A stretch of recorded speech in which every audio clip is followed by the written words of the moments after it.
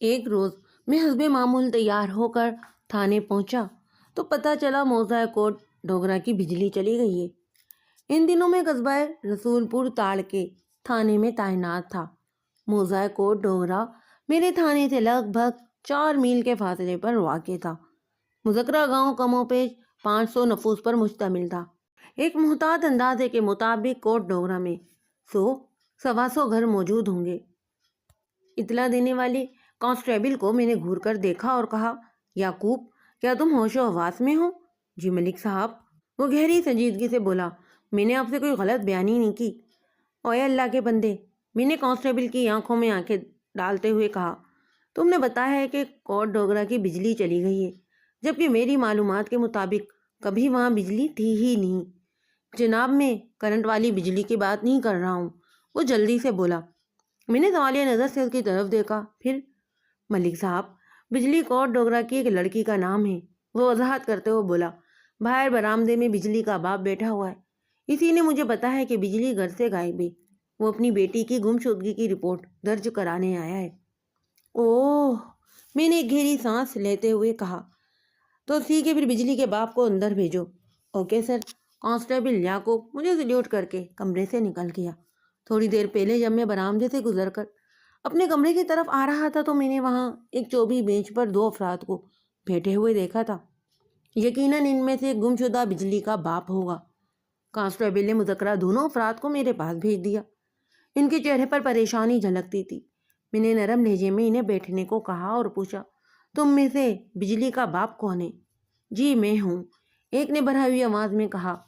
میرا نام خیر دین ہے تھانے دار صاحب، میں بجلی کی وجہ سے بہت پریشان ہوں۔ خیر دین کی عمر کا اندازہ میں نے 45 کے قریب قائم کیا۔ وہ درمیانی قد کا مالک، گول چہرے والا ایک سادہ لوح شخص تھا۔ اس وقت وہ گہری فکر مندی میں گرا ہوا تھا۔ خیر دین کے ساتھ دوسرا شخص اس کا پڑوسی تھا جو مورل سپورٹ کے لیے خیر دین کے ساتھ چلا آیا تھا۔ مذکرہ بندے کا نام مقصود علی تھا۔ خیر دین، میں نے گمشدہ لڑکی کے باپ کی آنکھوں میں دیکھتے ہوئے کہا، تمہاری بیٹی کب اور کہاں سے غائب ہوئی ہے؟ سرکار، وہ رات کو اچھی خاصی سوئی تھی، وہ گلوگیر آواز میں بولا، مگر صبح وہ اپنی چارپائی پر نہیں تھی۔ میں نے پورے پنڈ میں اسے ڈھونڈوایا مگر وہ کہیں نہیں ملی۔ پھر کسی نے مشورہ دیا کہ مجھے اس واقعے کی تھانے میں رپورٹ درج کرانا چاہیے، تو میں مقصود کو لے کر آپ کے پاس چلا آیا ہوں۔ تمہاری بیٹی کی عمر کتنی ہے؟ میں نے پوچھا۔ وہ پچھلے مہینے پورے 18 سال کی ہو گئی ہے جناب۔ تم نے اپنی بیٹی کا نام بجلی کیوں رکھا؟ میں نے سوال کیا۔ یہ بھی بھلا کوئی نام ہوا؟ سرکار، بجلی کا اصل نام شازیہ ہے، خیر دین نے بتایا، لیکن بچپن ہی میں اس کا نام بجلی پڑ گیا تھا اور آج تک سب اسے بجلی ہی بلاتے ہیں۔ شازیہ بہت تیز ترار لڑکی ہے جناب، اسی وجہ سے اس کا نام بجلی رکھ دیا گیا ہے۔ بجلی کے علاوہ تمہارے اور کتنے بچے ہیں؟ کوئی بھی نہیں تھانے دار صاحب، وہ ایک افسردہ سی سانس لیتے ہوئے بولا، بجلی ہماری اکلوتی بیٹی ہے۔ ہمارا صرف 3 افراد کا کنبہ ہے، میری گھر والی بلکس اور بجلی اور میں۔ اس نے ڈبڈبائی آنکھوں سے مجھے دیکھا اور بولا، پتہ نہیں بجلی کہاں چلی گئی ہے۔ پریشان ہونے کی ضرورت نہیں ہے خیر دین، میں نے تسلی بھرے لہجے میں کہا، تمہاری بیٹی جہاں بھی ہوگی اسے میں ڈھونڈ نکالوں گا، لیکن اس مقصد کو پانے کے لیے تمہیں مجھ سے بھرپور تعاون کرنا ہوگا۔ اللہ آپ کی زبان مبارک کرے تھانے دار صاحب، وہ امید بھری نظروں سے مجھے دیکھتے ہوئے بولا، میں آپ سے ہر قسم کا تعاون کرنے کے لیے تیار ہوں، بس کسی طرح آپ میری بجلی کو ڈھونڈ دیں۔ کیا تم نے بجلی کی سہیلیوں سے پوچھ تاچھ کی؟ میں نے کہا، بجلی کی 3 گہری سہیلیاں ہیں، فرزانہ، صدف اور عارفہ، اس نے بتایا۔ میں نے ان تینوں میں سے بجلی کے بارے میں کریت کر پوچھا ہے، لیکن ان میں سے کوئی بھی بجلی کے بارے میں کچھ نہیں جانتی۔ تم نے بتایا کہ بجلی گزشتہ رات کو ٹھیک ٹھاک اپنے کمرے میں سوئی تھی اور آج صبح وہ اپنے بستر پر موجود نہیں۔ میں نے خیر دین کے چہرے پر نگاہ جما کر نرم لہجے میں کہا، اس کا مطلب یہ ہوا کہ تم نے ابھی تک بجلی کی شادی نہیں کی؟ میرا اندازہ غلط تو نہیں؟ نہیں جناب، آپ بالکل ٹھیک کہہ رہے ہیں۔ اس زمانے میں گاؤں دیہات میں لڑکیوں کی شادی عموماً 15-20 سال کی عمر کے درمیان ہو جایا کرتی تھی۔ اسی تناظر میں نے خیر دین سے پوچھا تھا، کیا تم نے بجلی کی کوئی منگنی وغیرہ کر رکھی ہے؟ نہیں سرکار، ابھی تک ایسا کوئی سلسلہ نہیں بنا، وہ دکھی لہجے میں بتانے لگا۔ ہم دونوں میاں بیوی کسی اچھے رشتے کی تلاش میں تھے کہ بجلی اچانک غائب ہو گئی۔ اپنی بات کے اختتام پر وہ آنکھوں میں آئے آنسوؤں کو صاف کرنے لگا۔ میں نے اسے تسلی بھرے انداز میں کہا، حوصلہ رکھو خیر دن، میں جلد از جلد تمہاری بیٹی کو بازیاب کرانے کی کوشش کروں گا۔ بس تم ایک نقطے کو ذہن میں رکھنا کہ کسی بھی مرحلے پر تم مجھ سے غلط بیانی مت کرنا۔ میری بات سمجھ رہے ہو نا؟ جی چنگی طرح سمجھ گیا، وہ ہمیں گردن ہلاتے ہوئے بولا تھا۔ میں مزید 15-20 منٹ تک خیر دن اور اس کے پڑوسی مقصود سے مختلف نوعیت کے سوالات کرتا رہا، مگر اس پوچھ تاچھ کے نتیجے میں کوئی بھی کام کی بات سامنے نہ آ سکی جو بجلی کی تلاش میں معاون ثابت ہو سکتی۔ چنانچہ میں نے کوٹ ڈوگرا جا کر تفتیش کرنے کا فیصلہ لیا اور ٹانگے میں بیٹھ کر مذکرہ گاؤں کی جانب روانہ ہو گیا۔ یہ وہی ٹانگا تھا جس میں خیر دین اور مقصود علی تھانے آئے تھے۔ میں نے کانسٹیبل باسط علی کو بھی اپنے ساتھ لے لیا۔ جیسا کہ میں نے بتایا ہے، میرے تھانے سے موضع کٹ ڈوگرا کماؤں پہ 4 میل کے فاصلے پر واقع تھا۔ اس وقت ہمارا ٹانگا مشرق سے مغرب کی سمت کچے راستے پر رواں دواں تھا۔ مذکرہ راستہ کھیتوں کے بیچوں بیچ سے گزرتا تھا۔ میں خیر دین کے ساتھ ٹانگے کی اگلی سیٹ پر بیٹھا تھا اور ہمارے درمیان ہلکی پھلکی گفتگو کا بھی سلسلہ جاری تھا۔ اس دوران میں ہمارے بیچ جو باتیں ہوئیں ان کا خلاصہ کچھ اس طرح ہے۔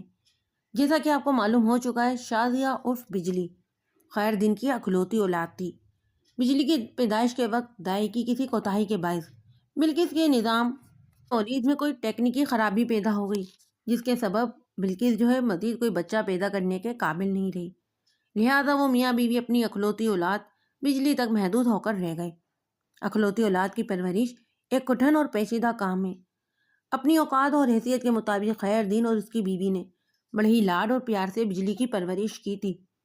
اس کے خوب ناز اور نخرے اٹھائے تھے، جس کی وجہ سے وہ کافی حد تک ضدی اور خودسر ہو گئی تھی۔ اس پر بجلی کے مزاج کی تیزی اور تراری نے سونے پر سہاگا کام کیا۔ وہ ایک پارا صفت اور من مانی کرنے والی پٹاخہ قسم کی لڑکی کے روپ میں ابھر کر سامنے آئی۔ پورے کوٹ ڈگرا میں بجلی کے چرچے تھے۔ خیر دین قیام پاکستان کے وقت ہندوستان سے ہجرت کر کے پاکستان آیا تھا۔ وہ اس وقت جس مکان میں رہائش پذیر تھا وہ گورنمنٹ کی طرف سے اسے الاٹ کیا گیا تھا۔ اس کے حصے میں 2-3 ایکڑ زمین بھی آئی تھی، جو بعد ازاں اس نے فروخت کر دی، کیونکہ زمینداری اس کے بس کا کام نہیں تھا۔ زمین کی فروخت سے حاصل ہونے والی رقم سے اس نے مکان کے سامنے والے کمرے میں پرچون کی دکان کھول لی تھی۔ یہ کمرہ دراصل مکان کی بیٹھک تھا، جو کریانہ اسٹور کے طور پر استعمال ہو رہا تھا۔ آبادی کے وقت بعض شاطر لوگوں نے حکومتی عملے کے ساتھ ساز باز کر کے بہت زیادہ فائدے اٹھائے تھے۔ انہوں نے درجنوں سینکڑوں ایکڑ اراضی اور کئی مکان اپنے نام الاٹ کرا لیے تھے، لیکن مہاجرین کی اکثریت کے ساتھ خیر دین جیسا یا اسے بھی زیادہ بدترین سلوک کیا گیا تھا۔ پاکستان کے وجود میں آنے سے لے کر آج تک پورے ملک میں کمزور کے ساتھ ناانصافی اور حق تلفی کا رویہ ایک عام سی بات ہے، اور اب اسے روزمرہ کی حیثیت سے قبول تو کر لیا گیا ہے۔ کاش اس ارض پاک کو کوئی ایسا صاحب بصیرت حکمراں مل جائے جس کی گھٹی میں عدل و انصاف شامل ہو۔ خیر دین کا کنبہ مختصر اور زندگی بہت سادہ تھی۔ وہ دن بھر پرچون کی دکان چلاتا اور جس سے ہونے والی آمدنی ان 3 افراد کی ضرورت کے لیے کافی تھی۔ وہ مہینے میں ایک بار رسول پور تاڑ اور حافظ آباد کا چکر لگا لیا کرتا۔ یہ خالصتاً کاروباری نوعیت کا پھیرا ہوتا۔ وہ رسول پور تاڑ اور حافظ آباد کی تھوک کی مارکیٹ سے اپنی دکان کے لیے سودا وغیرہ خرید کر لایا کرتا تھا۔ زندگی امن و سکون سے گزر رہی تھی کہ ایک صبح پتہ چلا شازیہ عرف بجلی گھر سے غائب ہے۔ 10 بجے ہم کوٹ ڈگرا میں تھے۔ وہ 25 جولائی کا دن تھا، ساون کی شروعات ہو چکی تھی۔ آج صبح سے ہی موسم خاصا گرم تھا۔ جب ہم گاؤں میں داخل ہوئے تو اس وقت بھی ہلکی پھلکی بہار کا سلسلہ جاری تھا۔ بادلوں سے ڈھکے آسمان نے دھوپ کے راستے میں ایک نامعلوم سی دیوار چین اٹھا رکھی تھی۔ خیر دین کا گھر گاؤں کے وسط میں تھا۔ تھوڑی ہی دیر کے بعد میں مذکرہ گاؤں گھر کے اندر بیٹھا ہوا تھا۔ وہ 8 مرلے کا کشادہ مکان تھا۔ کراچی کے رہائشی اس مکان کے رقبے کو کم و بیش 200 گز سمجھ لیں۔ مکان کی بیٹھک میں خیر دین نے پرچون کی دکان کھول رکھی تھی، جس کا ایک دروازہ گلی میں اور دوسرا گھر کے اندرونی حصے کے صحن میں کھلتا۔ داخلی دروازے سے اندر آئے تو ایک کشادہ صحن سے سامنا ہوتا تھا۔ گھر کے پچھلے حصے میں 3 کمرے تھے، جن میں 2 پہلو اور ایک سائیڈ میں بنا ہوا تھا۔ اس سائیڈ والے کمرے کے ساتھ ہی کچن تھا۔ یہ پورا مکان کچی مٹی سے تعمیر کیا گیا تھا اور خاصا ہوادار تھا۔ خیر دین کی بیوی بلکس ایک پستہ قامت اور خالص گھریلو عورت تھی۔ سادگی جس کے مزاج میں کوٹ کوٹ کر بھری ہوئی تھی۔ خیر دین سے میں راستے میں کافی بات چیت کر چکا تھا، لیکن کام کی کوئی بات بھی میرے ہتھے نہیں لگی۔ اسی حوالے سے بلکس نے بھی مجھے خاصا مایوس کیا۔ ان دونوں میاں بیوی سے حاصل ہونے والی معلومات کسی بھی زاویے سے گمشدہ بجلی کی بازیابی کے سلسلے میں کارآمد نظر نہیں آتی تھی۔ دونوں کا بیان ملتا جلتا تھا۔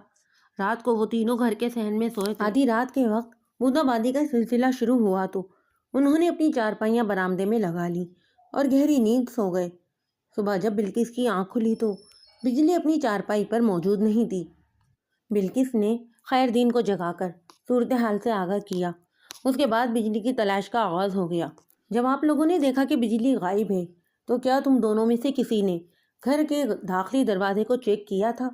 میں نے اپنے طور پر معلومات حاصل کرنے کا سلسلہ شروع کر دیا۔ جی تھانے دار صاحب، بلکس ہاں میں گردن ہلاتے ہوئے بولی۔ بجلی کو گھر کے اندر نہ پا کر میں نے دروازے کی طرف دیکھا تھا اور دروازہ بند تھا، اندر سے بھی کنڈی لگی ہوئی تھی۔ میں نے سرسراتے ہوئے لہجے میں دریافت کیا، کیا گھر کے اندر آنے یا باہر جانے کا کوئی اور راستہ بھی ہے؟ وہ دونوں یک زبان ہو کر بولے، نہیں جناب، بس یہی ایک دروازہ ہے۔ مکان میں آمد و شد کا راستہ اگر اندر سے بند تھا اور اس دروازے پر کنڈی بھی چڑھی ہوئی تھی تو اس کا مطلب یہ ہوا کہ بجلی مذکرہ دروازے سے نہیں نکلی ہوگی۔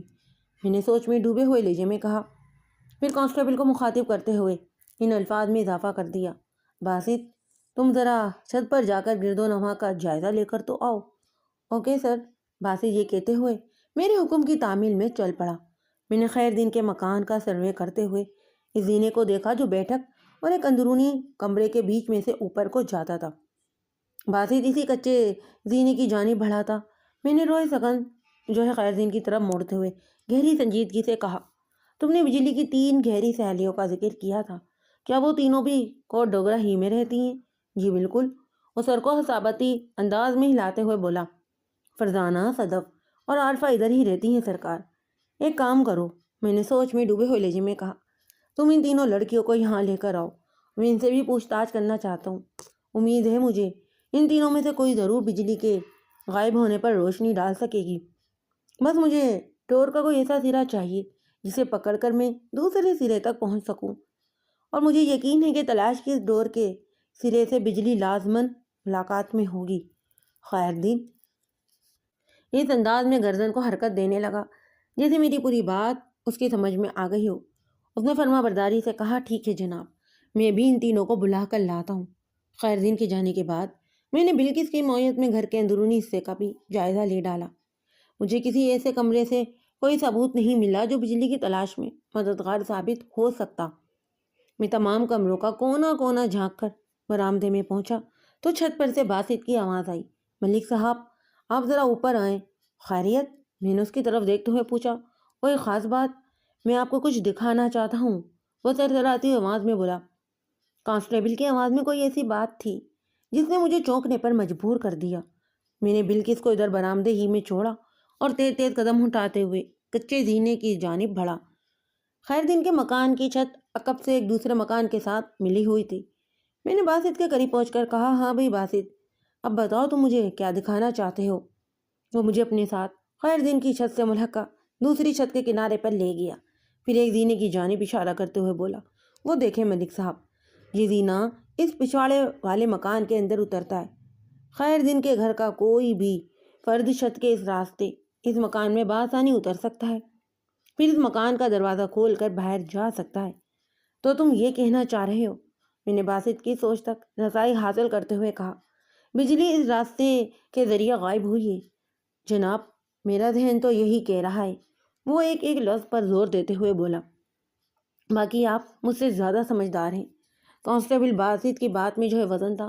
میں نے پوچھا، کیا تم نے اس گھر کے اندر اتر کر معلوم کیا ہے کہ وہاں کون رہتا ہے؟ نہیں ملک صاحب، وہ نفی میں گردن ہلاتے ہوئے بولا، کسی کے گھر میں اس طرح داخل ہونا اچھا نہیں لگتا، حالانکہ زینے سے نیچے اترنا بہت آسان کام ہے۔ تم بالکل ٹھیک کہہ رہے ہو باسط، میں نے ٹھہرے ہوئے لہجے میں کہا، بلا اجازت یوں کسی کے گھر میں اترنا سراسر غیر اخلاقی اور غیر قانونی فعل ہے۔ لمحاتی توقف کر کے میں نے گہری سانس لی، پھر اپنی بات کو مکمل کرتے ہوئے کہا، تم باہر جا کر پچھواڑے والے اس گھر کے بارے میں معلومات حاصل کرو، میں جب تک بجلی کی ماں کو کریدنے کی کوشش کرتا ہوں۔ ٹھیک ہے ملک صاحب، میں جاتا ہوں اسی طرف۔ وہ فرما برداری سے بولا۔ ہم دونوں چھت سے نیچے اتر آئے۔ اس دوران میں بوندا بازی کا سلسلہ رک گیا تھا۔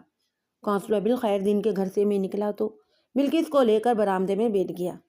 بلکس بی بی، میں نے اس کی آنکھوں میں دیکھتے ہوئے ہمدردی بھرے لہجے میں کہا، مجھے تمہاری بیٹی کی گمشدگی کا سخت افسوس ہے، اور میری یہی کوشش ہے کہ جلد از جلد بجلی کو تلاش کر کے تمہارے حوالے کر دوں۔ اللہ آپ کا بھلا کرے تھانے دار صاحب، وہ دکھی لہجے میں بولی۔ میں آپ کا یہ احسان زندگی بھر یاد رکھوں گی۔ اگر میں بجلی کو بازیاب کرانے میں کامیاب ہو گیا تو یہ تم پر میرا کوئی احسان نہیں ہوگا، میں نے اپنائیت بھرے انداز میں کہا، بلکہ اس طرح میں اپنا فرض نبھانے میں کامیاب ہو جاؤں گا۔ باقی جہاں تک تمہاری دعا کا تعلق ہے تو میں نے تھوڑی دیر کو رک کر اس کے چہرے کا جو ہے جائزہ لیا، پھر اپنی بات کو آگے بڑھاتے ہوئے کہا، اللہ تو سب کا بھلا ہی کرتا ہے، لیکن انسان اکثر اپنے غلط فیصلوں کے ذریعے اپنا برا کر لیتا ہے۔ مجھے امید ہے کہ تم ایسا کوئی کام نہیں کرو گی۔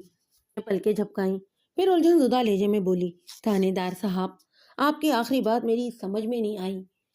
میں صرف یہ کہنا چاہ رہا ہوں کہ اگر تم چاہتی ہو کہ بجلی بازیاب ہو جائے تو تم اسے غلط بیانی نہیں کرنا۔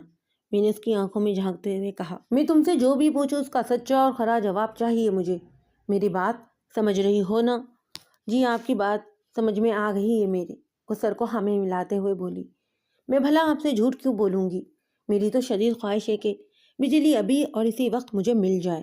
ابھی اور اسی وقت بجلی نہیں ملی تو بھی میں تمہیں یہ یقین دلاتا ہوں کہ بہت جلد وہ تمہاری آنکھوں کے سامنے ہوگی، میں نے حوصلہ بخش لہجے میں کہا، پھر گھر کے داخلی دروازے کی سمت اشارہ کرتے ہوئے ان الفاظ میں اضافہ کیا، آج صبح جب تم دونوں میاں بیوی سو کر اٹھے تو دروازہ بند تھا اور اندر سے کنڈی چڑھی ہوئی تھی، لیکن بجلی غائب تھی۔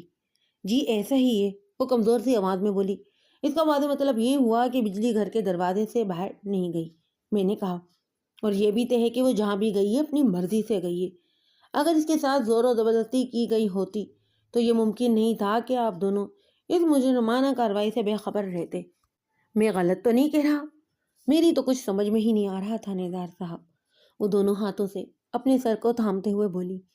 پتہ نہیں اس کڑی نے ہمیں کس مصیبت میں ڈال دیا ہے، بس میں تو یہی دعا کر رہی ہوں کہ اللہ خیر کرے اور میری بجلی صحیح سلامت ہو۔ بلکس بی بی، میری بات غور سے سنو، میں نے گمبھیر آواز میں کہا، مجھے اس عمل میں کوئی شک نہیں ہے کہ بجلی جو ہے جہاں بھی ہے صحیح سلامت اور خیریت سے، کیونکہ وہ اپنی مرضی سے گئی ہے، اور میں نے اس کے جانے کا راستہ بھی دریافت کر لیا ہے۔ کون سا راستہ؟ اس نے چونک کر میری طرف دیکھا۔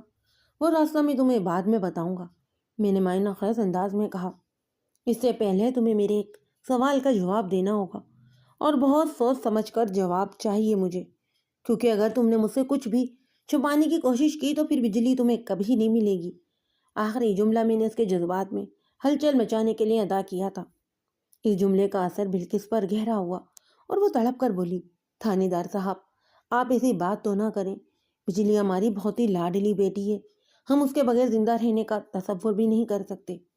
وہ روحان سی ہو گئی، آپ کسی بھی طرح بجلی کو ڈھونڈ نکالیں، میں سوہنے رب کی قسم کھاتی ہوں کہ آپ مجھ سے جو بھی سوال کریں گے میں اس کا سولانے سچا اور کھرا جواب دوں گی۔ بجلی کی ابھی کہیں منگنی نہیں ہوئی اور ابھی تک آپ لوگوں کے سامنے اس کا کوئی رشتہ بھی موجود نہیں، میں نے انہی کی فراہم کردہ معلومات کی روشنی میں کہا، لیکن حالات و واقعہ یہ بتاتے ہیں کہ بجلی اپنی مرضی سے گئی ہے۔ اس سے ایک ہی بات ظاہر ہوتی ہے کہ وہ کسی کے ساتھ گئی ہے، کسی مرد کے ساتھ۔ بلکس بی بی کے چہرے پر ایک رنگ سا آ کر گزر گیا۔ مجھے یہ اندازہ قائم کرنے میں قطعاً کوئی دشواری محسوس نہیں ہوئی کہ میں نے جو نقطہ اٹھایا تھا اس کے حوالے سے بلکس کے ذہن میں کچھ تھا ضرور۔ وہ چند لمحات تک ٹٹولتی ہوئی نظر سے مجھے دیکھتی رہی، پھر بولی، کون، کس کے ساتھ گئی ہے وہ؟ یہ تو تم نے مجھے بتانا ہے بلکس بی بی، میں نے ٹھہرے ہوئے لہجے میں کہا۔ میں کوٹ ڈوگرا میں پہلی مرتبہ آیا ہوں، یہاں کے کسی مرد سے واقف نہیں ہوں میں۔ تم بتاؤ، کیا بجلی کا گاؤں کے کسی مرد کے ساتھ کوئی چکر چل رہا تھا؟ ایسی کوئی بات نہیں ہے تھانے دار صاحب، وہ جلدی سے بولی، میری بجلی کا کسی غیر مرد میں دھیان نہیں تھا۔ ہاں البتہ، وہ بولتے بولتے اچانک رک گئی۔ میں نے سوال کیا، البتہ کیا؟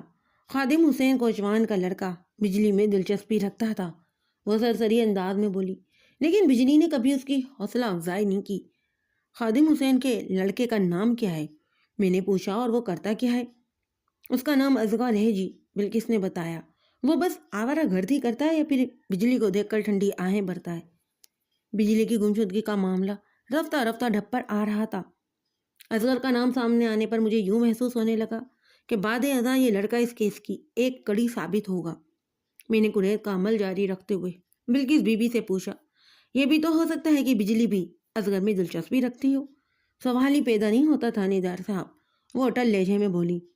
تم یہ بات اتنے وثوق سے کیسے کہہ سکتی ہو؟ میں نے اور خیر دین نے اصغر کے حوالے سے بجلی سے بات کی۔ وہ وضاحت کرتے ہوئے بولی، بجلی نے صاف الفاظ میں کہہ دیا کہ وہ اصغر کو ناپسند کرتی ہے۔ اگر کبھی خادم حسین کوچوان یا اس کی بیوی زبیدہ اصغر کا رشتہ لے کر آئیں تو ہم انہیں واضح طور پر جواب دے دیں۔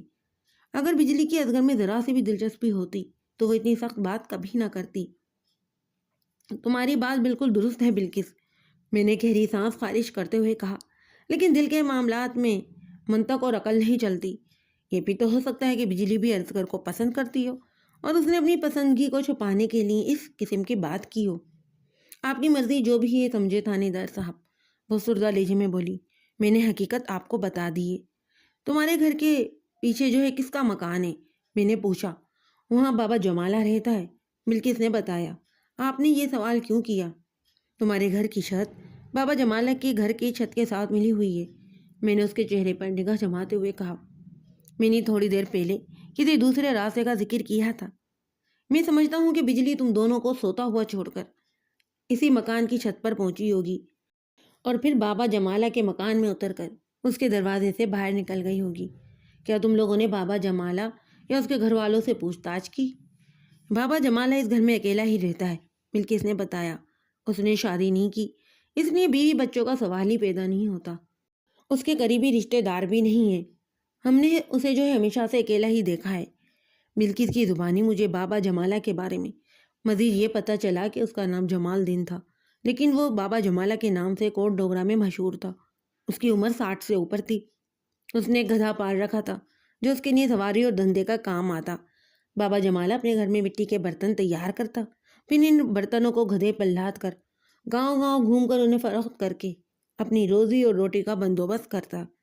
اپنے گھر کے سارے کام، صفائی ستھرائی اور کھانا پکانا بابا جمالہ خود اپنے ہاتھوں سے کرتا۔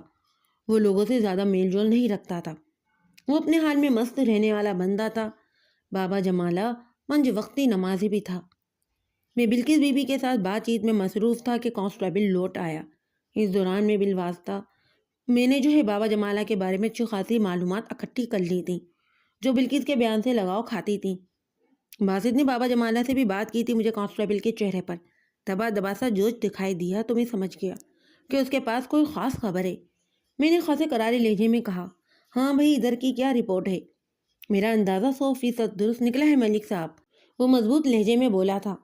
بجلی آدھی رات کے بعد اور فجر کی اذان سے پہلے کسی وقت اپنے گھر سے بابا جمالہ کے گھر میں پہنچی اور پھر اس کا دروازہ کھول کر باہر نکل گئی۔ کیا بابا جمالہ نے بجلی کو اپنے گھر سے نکلتے دیکھا تھا؟ میں نے سوالیہ انداز میں پوچھا۔ یا اس نے بجلی کو چھت سے اپنے گھر میں اترتے دیکھا ہو؟ ایسی کوئی بات نہیں ہے ملک صاحب، وہ رسانیت بھرے لہجے میں بولا۔ میں پوچھے بنا نہ رہ سکا، پھر کیسی باتیں باسط؟ بابا جمالہ فجر کی نماز گاؤں کی مسجد میں باجماعت ادا کرتا ہے ملک صاحب، کانسٹیبل وضاحت کرتے ہوئے بولا۔ اس نے مجھے بتایا ہے کہ جب وہ گھر سے نکلنے لگا تو یہ دیکھ کر حیران رہ گیا کہ دروازہ کھلا ہوا تھا، جبکہ اسے اچھی طرح یاد تھا کہ رات کو سونے سے پہلے نہ صرف یہ کہ اس نے گھر کا دروازہ بند کیا تھا بلکہ اس کی کنڈی بھی چڑھائی تھی۔ اوہ! میں گہری سانس لے کر رہ گیا، پھر بلکس کی طرف دیکھتے ہوئے کہا، بجلی کس راستے سے گئی ہے یہ تو پتہ چل گیا، اب مجھے سراغ لگانا ہے اس بندے کا جس کے ساتھ وہ فرار ہوئی ہے۔ اگر وہ بندہ مجھے مل گیا تو یقین ہے مجھے کہ وہ ضرور ملے گا، تو بجلی بھی اس کے ساتھ ہی ملے گی۔ آپ یہ کہنا چاہ رہے ہیں تھانے دار صاحب؟ وہ بگڑی ہوئی آواز میں بولی، بجلی گھر سے بھاگ گئی ہے؟ میں نے ہاں میں سر ہلانے پر اکتفا کیا۔ اس بات میں کسی شک و شبے کی گنجائش نہیں تھی کہ بجلی اپنی مرضی سے غائب ہوئی تھی۔ گھر میں اس کے ساتھ کوئی مسئلہ نہیں تھا جو سوچا جاتا کہ وہ فرار یا خودکشی کے ارادے سے نکلی ہوگی۔ حقیقت یہی تھی کہ وہ کسی کے ساتھ فرار ہوئی تھی، اور یہ کسی میرے لیے بڑی ہی اہمیت کا حامل تھا۔ وہ بجلی کی گمشدگی کا محترک تھا۔ اگر وہ میرے ہتھے چڑھ جاتا تو پھر بجلی کو بازیاب کرانا چندہ مشکل نہیں تھا۔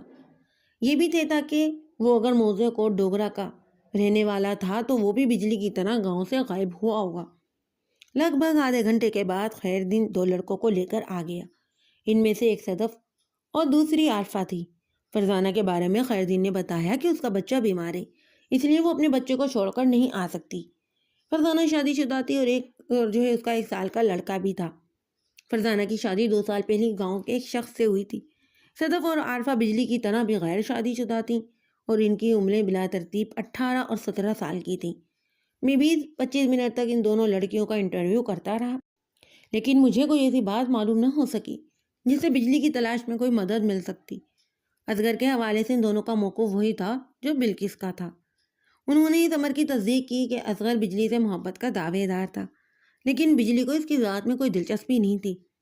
یہ اصغر کا یک طرفہ عشق تھا۔ اس صورتحال نے میرے ذہن کو الجھا دیا اور میں خیر دین کے گھر سے نکل کر خادم حسین کوشان کے گھر کی سمت چل پڑا۔ اصغر خادم حسین کا بیٹا تھا۔ خادم حسین کا گھر زیادہ دور نہیں تھا، ہم 1 منٹ میں وہاں پہنچ گئے۔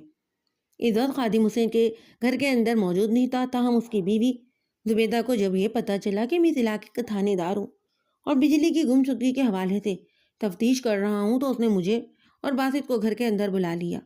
ہمیں بیٹھک میں بٹھانے کے بعد اس نے بتایا، خادم حسین ٹانگا لے کر گیا ہوا ہے، اس کی واپسی شام تک ہوگی۔ کوئی بات نہیں زبیدہ بی بی، میں نے اس کے چہرے کا تاثرات کا جائزہ لیتے ہوئے کہا، میں تمہیں سے چند سوالات کر لیتا ہوں۔ آخر اصغر تمہارا بیٹا بھی تو ہے۔ میں نے آخری جملہ بڑے ہی معنی خیز انداز میں ادا کیا۔ وہ چونک کر میری طرف دیکھنے لگی اور بولی، جی بالکل، اصغر میرا اور خادم حسین کا بیٹا ہے، لیکن ایک بات میری سمجھ میں نہیں آئی کہ آپ تو بجلی کو تلاش کرتے پھر رہے ہیں، پھر یہاں میرے اصغر کا کیا ذکر؟ زبیدہ کی عمر 45 سال رہی ہوگی۔ وہ سامنے رنگ کی ایک فروا اور پستہ قامت عورت تھی۔ اس کی آنکھوں میں خاص نوعیت کی ہوشیاری پائی جاتی تھی۔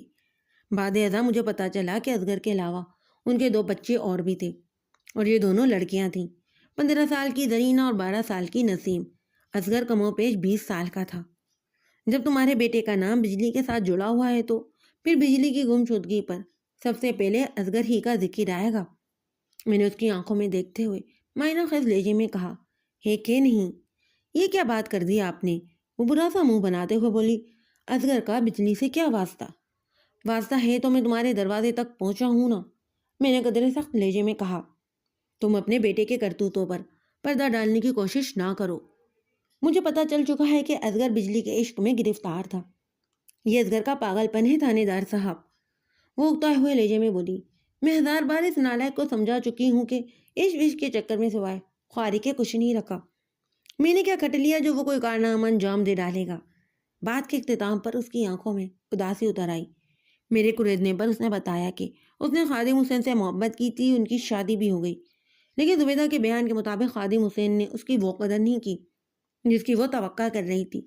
پھر زبیدہ کو یہ بھی افسوس تھا کہ خادم حسین میں ترقی کرنے کے جراثیم نہیں تھے، وہ کوچوانی میں ہی خوش تھا، جبکہ زبیدہ کی خواہشات کہیں زیادہ تھیں۔ اس کا مطلب یہ ہوا کہ عاشقی جو ہے اصغر کی گھٹی میں شامل ہے، میں نے تنزیہ انداز میں کہا۔ وہ اپنی خاندانی روایت کو آگے بڑھا رہا ہے۔ ایسی بات نہیں ہے تھانے دار صاحب، وہ جلدی سے بولی، اصغر اندھا ہو گیا ہے جو بجلی کے چکر میں پھنسا ہوا ہے، ورنہ وہ لڑکی اس قابل نہیں کہ اسے کوئی اپنے گھر کی عزت بنائے۔ یہ ایک نئی بات سامنے آئی تھی۔ میں نے ٹٹولنے والی نظر سے زبیدہ کو دیکھا اور پوچھا، کیوں؟ بجلی میں ایسی کون سی خرابی ہے کہ اسے گھر کی عزت نہیں بنایا جا سکتا؟ بس رہنے دیں تھانے دار صاحب، وہ عجیب سے لہجے میں بولی، میرا منہ نہ کھلوائیں تو اچھا ہے۔ میرے خیال میں تم منہ کھول ہی لو تو زیادہ اچھا ہوگا، میں نے اس کے چہرے پر نگاہ جماتے ہوئے کہا۔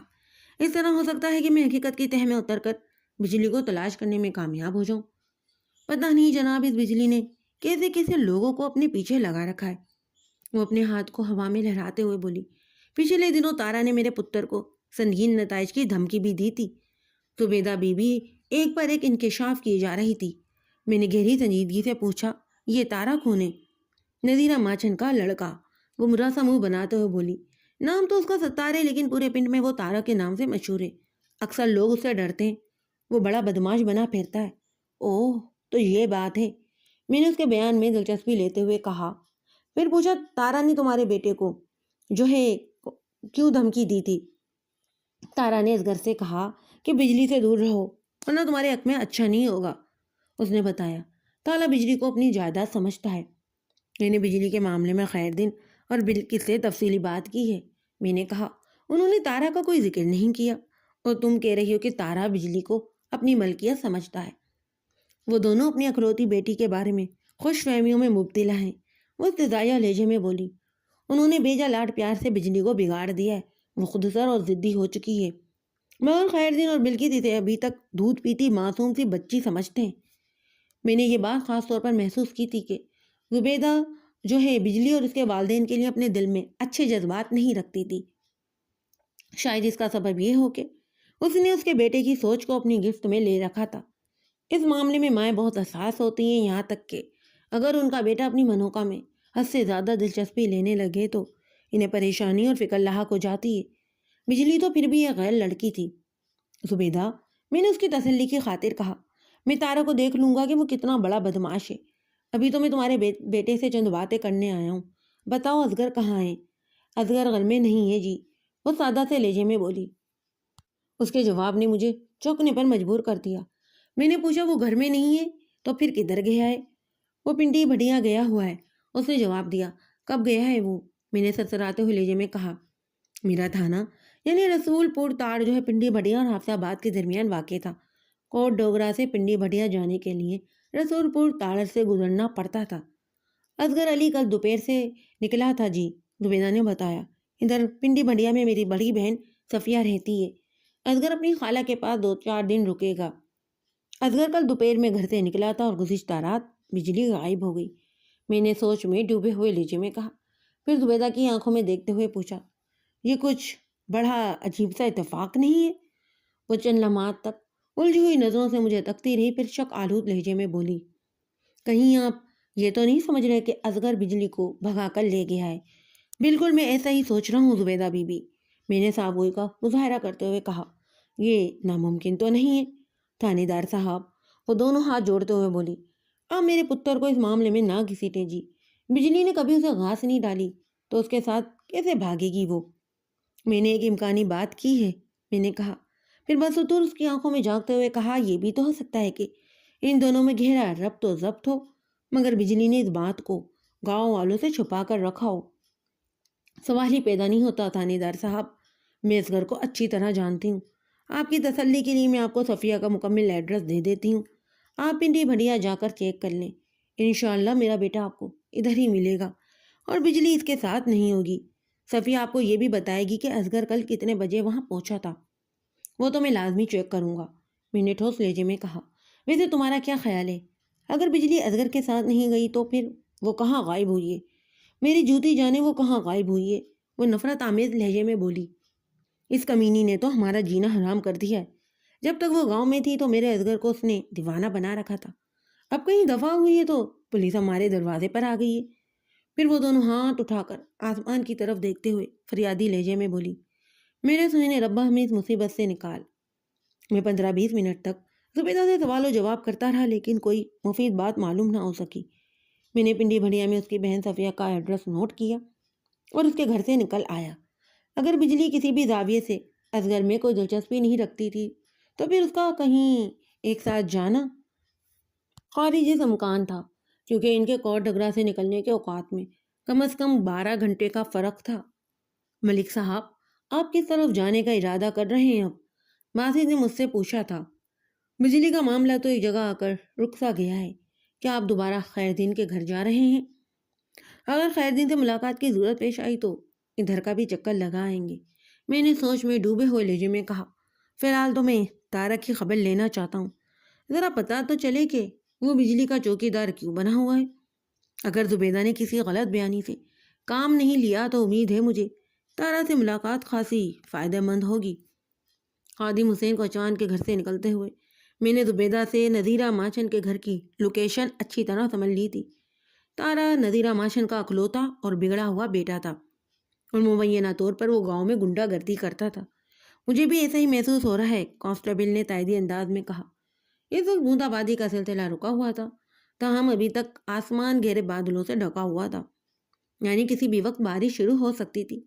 نذیرہ ماچن کا گھر زیادہ دور نہیں تھا، ہم ایک گلی سے نکل کر دوسری گلی میں داخل ہوئے تو ایک دراز قامت شخص نے میرے نزدیک آ کر شائستہ سے لہجے میں سلام کیا۔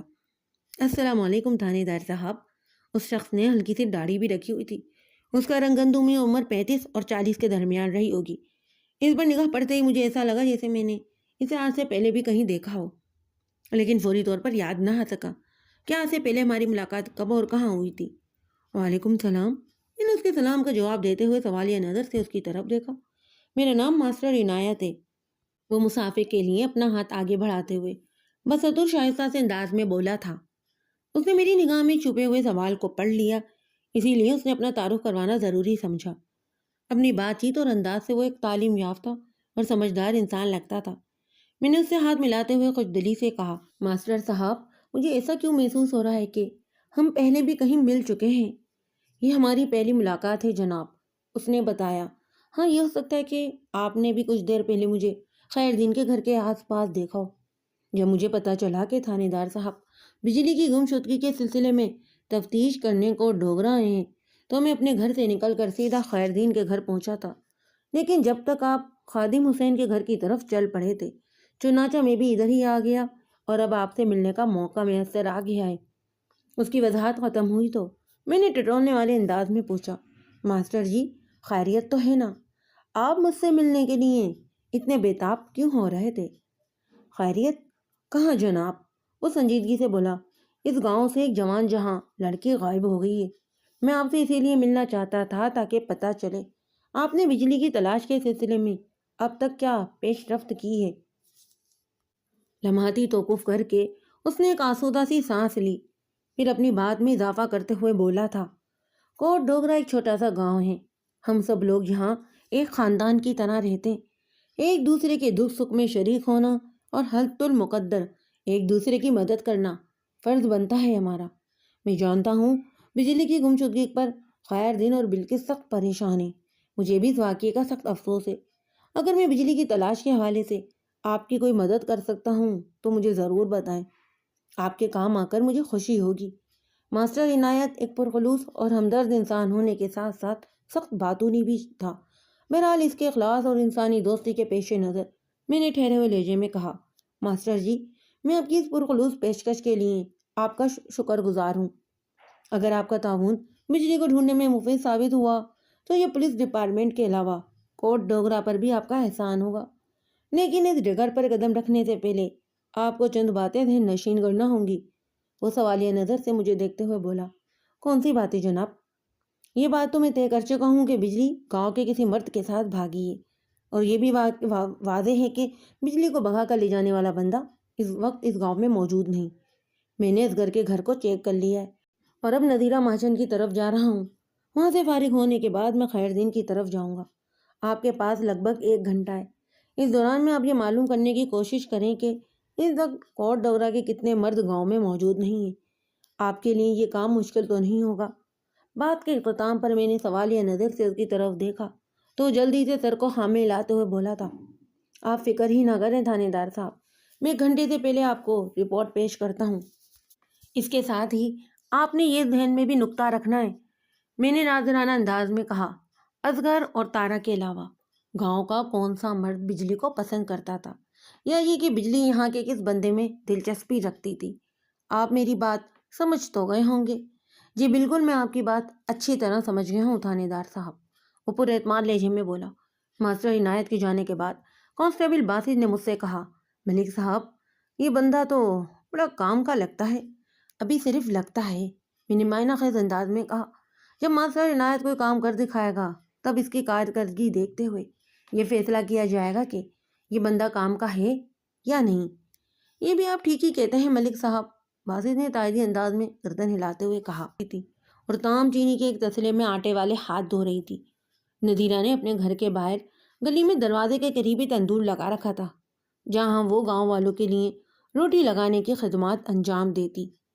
خود کو اور تندور کو بارش اور دھوپ سے بچانے کے لیے نذیرہ نے تندور کے اوپر ایک چھپر سا ڈال رکھا تھا۔ نذیرہ کے علاوہ بعض لوگوں نے اپنے گھروں کے اندر بھی تندور لگا رکھے تھے۔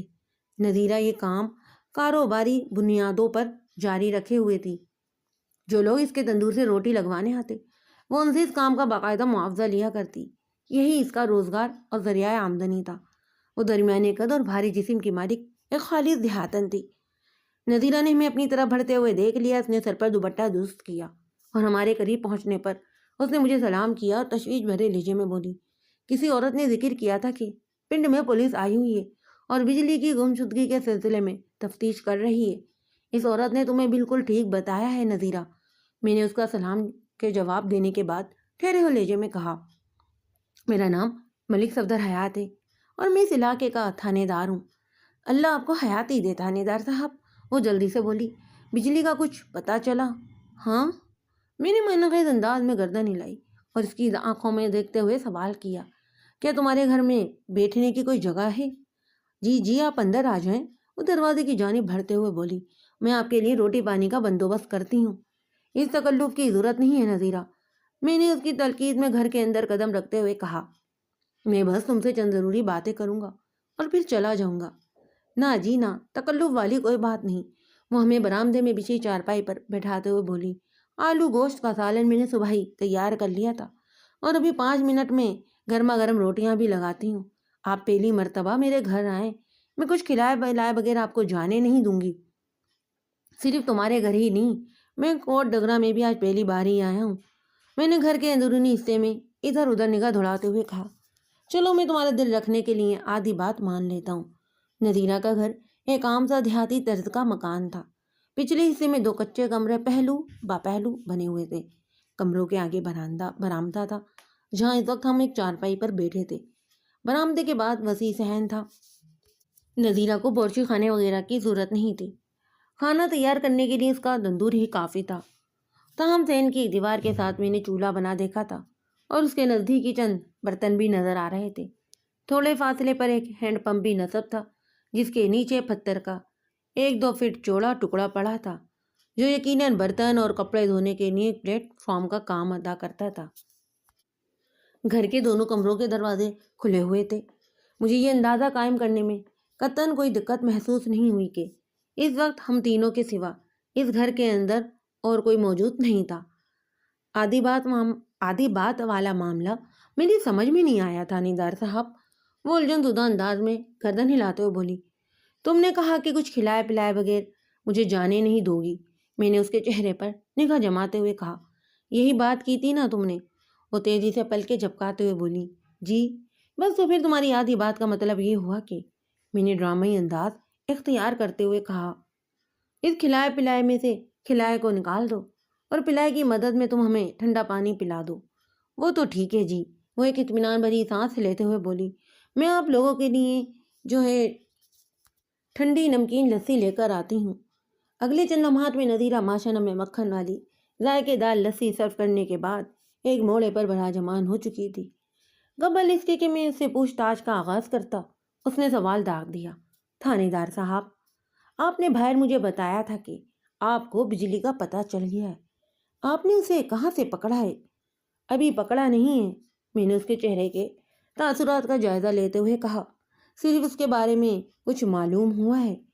میرے معنی خیز انداز نے اسے ادرار میں مبتلا کر دیا۔ وہ بے صبری سے بولی، آپ کو کیا معلوم ہوا ہے؟ یہی کہ بجلی اس گاؤں کے کسی مرد کے ساتھ بھاگی ہے۔ میں نے اس کی آنکھوں میں دیکھتے ہوئے گمبھیر آواز میں کہا، وہ مل گیا تو بجلی بھی مل جائے گی اور مذکورہ مرد تک تم مجھے پہنچاؤ گی۔ میں؟ وہ اپنے سینے پر ہاتھ رکھ کر تعجب انداز میں مجھے تکنے لگی۔ آپ بھی بڑی وکڑی ٹائپ کی بات کر رہے ہیں تھانے دار صاحب۔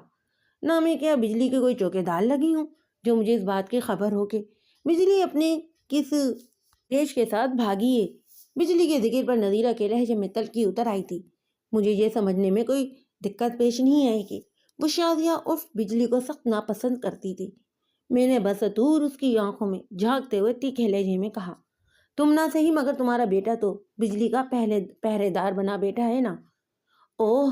وہ یک بیک پریشان ہو گئی۔ نہ میرے تارا کا بجلی سے کیا لینا دینا؟ آپ اسے بجلی کے ساتھ نتھی کیوں کر رہے ہیں؟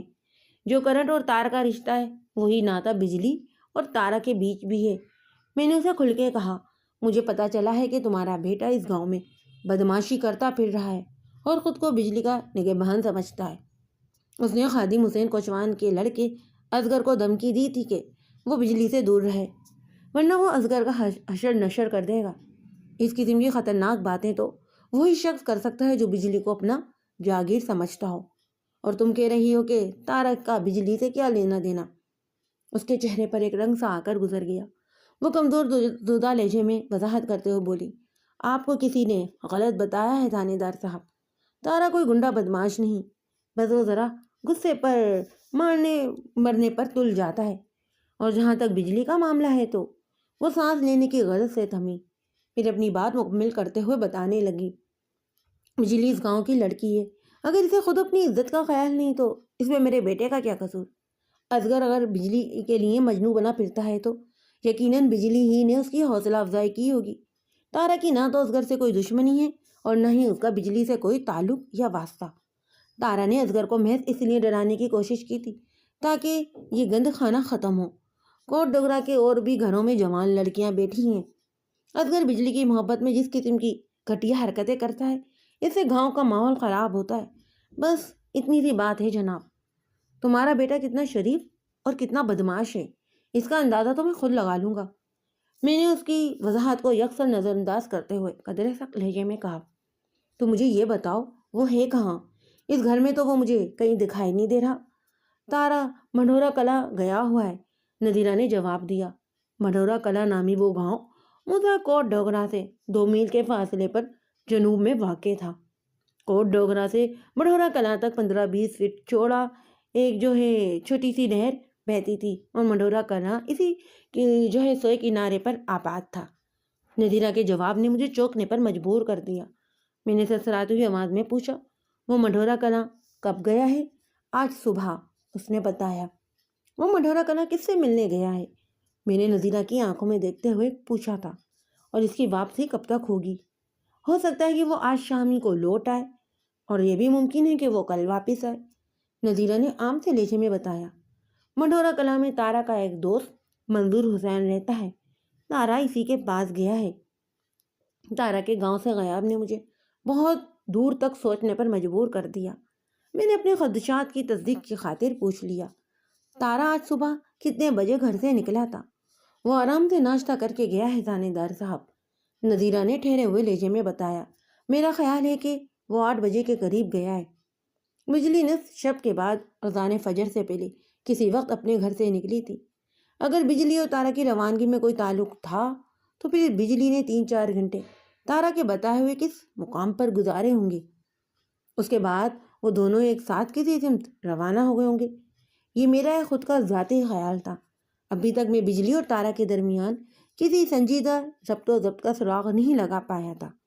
تھانے دار صاحب، مجھے الجھن زدہ کیفیت میں مبتلا دیکھ کر نذیرہ نے بڑے ہی اعتماد سے کہا تھا، اگر آپ یہ سمجھ رہے ہیں کہ میرا تارا بجلی کو بھگا کر کہیں لے گیا ہے تو آپ بالکل غلط انداز میں سوچ رہے ہیں۔ آپ اپنے کسی بندے کو مڈھورا کلا بیچ کر میرے بیان کی سچائی کو آزما سکتے ہیں۔ ایسا بھی کروں گا میں نے ایک ایک لفظ پر زور دیتے ہوئے تاکیدی انداز میں کہا، لیکن فی الحال تم کان کھول کر میری بات سن لو نذیرہ۔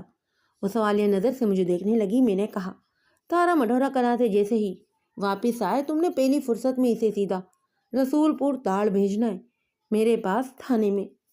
باقی کے سوال جواب میں تھارا سے ادھر تھانے میں ہی کروں گا۔ تم میری بات سمجھ رہی ہو نا؟ چنگی طرح سمجھ گئی ہوں تھانے دار صاحب، وہ مضبوط لہجے میں بولی۔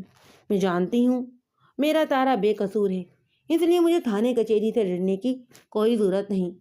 اگر واقعی ایسا ہے تو پھر تمہیں فکر مند نہیں ہونا چاہیے، میں نے اٹھ کر کھڑے ہوتے ہوئے کہا۔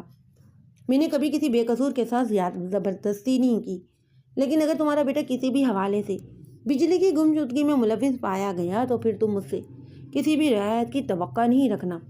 منظور ہے، وہ مضبوط لہجے میں بولی، پھر قدرے ندامت بھرے انداز میں بتایا۔ میں جانتی ہوں کہ تارا بڑا اوکھا لڑکا ہے، اگر آپ اس کے بارے میں جیسا سوچ رہے ہیں وہ ویسا ہے نہیں۔ لمحاتی توقف کر کے اس نے ایک تھکی ہوئی سانس لی اور پھر اپنی بات مکمل کرتے ہوئے بتانے لگی۔ تارا 4-5 سال کا تھا جب اس کے باپ کی موت واقع ہو گئی۔ میں نے اسے کتنی مشکلوں اور مصیبتوں سے پالا ہے یہ میں جانتی ہوں یا پھر میرا خدا جانتا ہے؟ میں نے ہمدردی بھرے لہجے میں پوچھا۔ تارا کے باپ کی موت کیسے واقع ہوئی تھی؟ شوکت علی کو کھیتوں میں زہریلے سانپ نے کاٹ لیا تھا، اس نے بتایا۔ اوہ، میں نے کہا، مجھے یہ سن کر بہت افسوس ہوا ہے۔ جن بچوں کے سر پر والد کا سایہ موجود نہ ہو ان کی پرورش کوئی آسان کام نہیں۔ تارا کی عمر اس وقت کتنی ہوگی؟ وہ خیر سے 25 سال کا ہو گیا ہے۔ اس نے جو ہے مجھے جواب دیا تھا۔ تمہارا بیٹا کوئی کام وام بھی کرتا ہے یا سارا دن ادھر ہی آوارہ گرد گھومتا رہتا ہے؟ کام تو وہ کوئی نہیں کرتا تھانے دار صاحب، وہ شرمندہ لہجے میں بولی، اور میں نے بھی کبھی اس پر زور نہیں دیا۔ میں اتنا کر لیتی ہوں کہ اللہ کا شکر ہے ہم دونوں ماں بیٹا اچھا کھا پی لیتے ہیں۔ 25 سال اچھی خاصی عمر ہوتی ہے نذیرہ، میں نے گہری سنجیدگی سے کہا۔ اب تک تو تارا کو تمہارا سہارا بن جانا چاہیے تھا، کل کلا جب تم اس کی شادی کرو گی تب کیا ہوگا؟ میرے سوال میں سوچنے والے دماغ کے لیے بہت سا مواد بھرا ہوا تھا۔ نذیرہ نے میری بات کو توجہ سے سنا، پھر بے پرواہی سے بولی، کل کی کل دیکھی جائے گی تھانے دار صاحب، کل کی تو کل ہی دیکھی جائے گی نذیرہ۔ میں نے اس کی آنکھوں میں آنکھیں ڈالتے ہوئے معنی خیز انداز میں کہا، اور کل تم نے ایک اہم کام بھی کرنا ہے۔ کون سا کام؟ وہ الجھن زدہ لہجے میں مجھے دیکھنے لگی۔ تارا کو میرے پاس تھانے بھیجنے کا کام، میں نے تاکیدی انداز میں کہا۔ مجھے امید ہے کہ اس سلسلے میں تم کوئی کوتاہی نہیں کرو گی۔ اطمینان رکھیں آپ تھانے دار صاحب، وہ بڑے اعتماد سے بولی، میں آپ کو مایوس نہیں کروں گی۔ میں نے نذیرہ کی بات پر بھروسہ کر لیا اور اس کے گھر سے نکل کر خیر دین کے گھر کی سمت روانہ ہو گیا۔ میں آج صبح سے اب تک کوٹ ڈوگرا میں ادھر سے ادھر چکراتا پھر رہا تھا، اور میری اب تک کی تفتیش کے نتیجے میں وہ مشکوک افراد سامنے آ چکے تھے جن پر بجلی کی گمشدگی کے حوالے سے شک کیا جا سکتا تھا، یعنی خادم حسین کوچوان کا بیٹا اصغر اور نذیرہ ماشن کا بیٹا تارا۔ ان دونوں بندوں میں 3 چیزیں مشترک تھیں۔ نمبر 1، دونوں آوارہ تھے۔ نمبر 2، دونوں اس وقت کوٹ ڈوگرا میں موجود نہیں تھے۔ نمبر 3، دونوں کسی نہ کسی انداز میں گم شدہ بجلی کی ذات میں دلچسپی رکھتے تھے۔ جب میں خیر دین کی گلی میں داخل ہوا تو وہاں ماسٹر عنایت مجھے نظر آ گیا۔ مجھ پر نگاہ پڑتے ہی وہ فوراً میرے نزدیک آ گیا اور راز زرانہ لہجے میں بتانے لگا، تھانے دار صاحب، آپ کے حکم کے مطابق میں نے کام کر دیا ہے۔ کیا رپورٹ ہے؟ میں نے پوچھا۔ رپورٹ یہ ہے جناب، وہ متحد نظر سے دائیں بائیں دیکھتے ہوئے بولا، اس وقت گاؤں سے صرف 2 بندے غیر حاضر ہیں۔ اس کے پراسرار انداز نے مجھے بے چینی میں مبتلا کر دیا۔ میں نے کہا، اور وہ 2 بندے کون ہیں؟ اس نے میری توقع کے عین مطابق جواب دیا، اصغر اور تارا۔ اوہ، میں گہری سانس لے کر رہ گیا۔ مجھے لگتا ہے انہی 2 میں سے کسی ایک کا بجلی کی گمشدگی میں ہاتھ ہے، ماسٹر عنایت نے گہری سنجیدگی سے کہا، اور یہ دونوں بجلی کے امیدوار بھی ہیں۔ میرے محتاط اندازے کے مطابق گاؤں کا اور کوئی بندہ بجلی میں اتنی گہری دلچسپی نہیں رکھتا تھا کہ اسے بھگا کر لے جائے۔ اگر آپ ان دونوں پر تھوڑی سختی کریں گے تو ان کی زبانیں سچ اگلنے پر مجبور ہو جائیں گی۔ آپ ٹھیک کہہ رہے ہیں ماسٹر جی، میں نے سوچ میں ڈوبے ہوئے لہجے میں کہا۔ میں بھی کچھ ایسا ہی محسوس کر رہا ہوں۔ میں اصغر اور تارا کو تفتیش کی چکی میں ایسا پیسوں گا کہ دودھ کا دودھ اور پانی کا پانی الگ ہو جائے گا۔ بہرحال آپ کے تعاون کا شکریہ ماسٹر جی، شرمندہ نہ کریں تھانے دار صاحب، وہ بڑی عاجزی سے بولا۔ یہ تو میرا فرض تھا۔ میری خواہش ہے کہ آپ جلد از جلد بجلی کو بازیاب کرانے میں کامیاب ہو جائیں۔ اس سلسلے میں آپ کو جب بھی میرے تعاون کی ضرورت ہوگی میں حاضر ہو جاؤں گا۔ میں نے ایک بار پھر اس کا شکریہ ادا کیا۔ وہ مجھے سلام کر کے رخصت ہو گیا۔ خیر دین کے لیے میرے پاس کوئی ایسی خبر نہیں تھی جسے سن کر وہ بجلی کے حوالے سے مطمئن ہو جاتا، لہٰذا میں نے تسلی و تشویش کے کارڈز کھیلتے ہوئے اس سے کہا، خیر دین، تمہیں پریشان ہونے کی ضرورت نہیں۔ بجلی کی تلاش کے سلسلے میں نے ابتدائی تیاری کر لی ہے۔ انشاءاللہ کل کا سورج غروب ہونے سے پہلے میں تمہیں کوئی خوشخبری سناؤں گا۔ کی زبان مبارک کرے تھانے دار صاحب، وہ جذبات سے مغلوب آواز میں بولا۔ حوصلہ رکھو خیر دین، میں نے اس کا کندھا تھپ تھپاتے ہوئے کہا۔ امید کا دامن مضبوطی سے تھامے رکھنے والوں ہی کو کامیابی ملتی ہے۔ یہ میرا تم سے وعدہ ہے کہ میں بجلی کو اور وہ جس کے ساتھ گئی ہے اس بندے کو بہت جلد تمہارے سامنے لا کھڑا کروں گا۔ خیر دین اور اس کی بیوی بلکس جولی بھر بھر کر مجھے دعائیں دینے لگے۔ میں شام سے تھوڑی دیر پہلے واپس تھانے آ گیا۔ اگلی صبح میں نے ایسائی سلیمان شاہ کو زبیدہ کی بڑی بہن صفیہ کا ایڈریس سمجھا کر پنڈی بھٹیا روانہ کر دیا تاکہ وہ اصغر کے بارے میں مزید معلومات حاصل کر سکے۔ میں نے ایسائی کو تاکید کر دی تھی کہ جو بھی صورت ہو اصغر کو ضرور ساتھ لے کر آنا ہے، اور اگر بجلی اس کے ساتھ ہے تو دونوں کو فوراً سے پیشتر لائن حاضر کرنا ہے۔ میری اب تک کی تفتیش کی روشنی میں اصغر کے بجلی کو بھگا کے لے جانے کے امکانات زیادہ نہیں تھے، لیکن اصغر مشکوک افراد کی فہرست میں تھا، لہذا میں نے اسے نظر انداز نہیں کیا۔ دوسرا مشکوک بندہ ستار تارا تھا۔ نذیرہ ماشن نے مجھ سے جس اعتماد کے ساتھ گفتگو کی تھی اس سے یہ امید کی جا سکتی تھی کہ تارا جیسے ہی مڈھورا کلاں سے لوٹے گا نذیرہ اسے میرے پاس بھیج دے گی، اور اگر ایسا نہیں ہوا تو پھر میں نے تارا کی تلاش اور واپسی کے لیے اپنا بندہ دوڑا دینا تھا۔ وہ کوٹ ڈوگرا میں ہوتا یا مڈھورا کلاں میں، مجھ سے نہیں بچ سکتا۔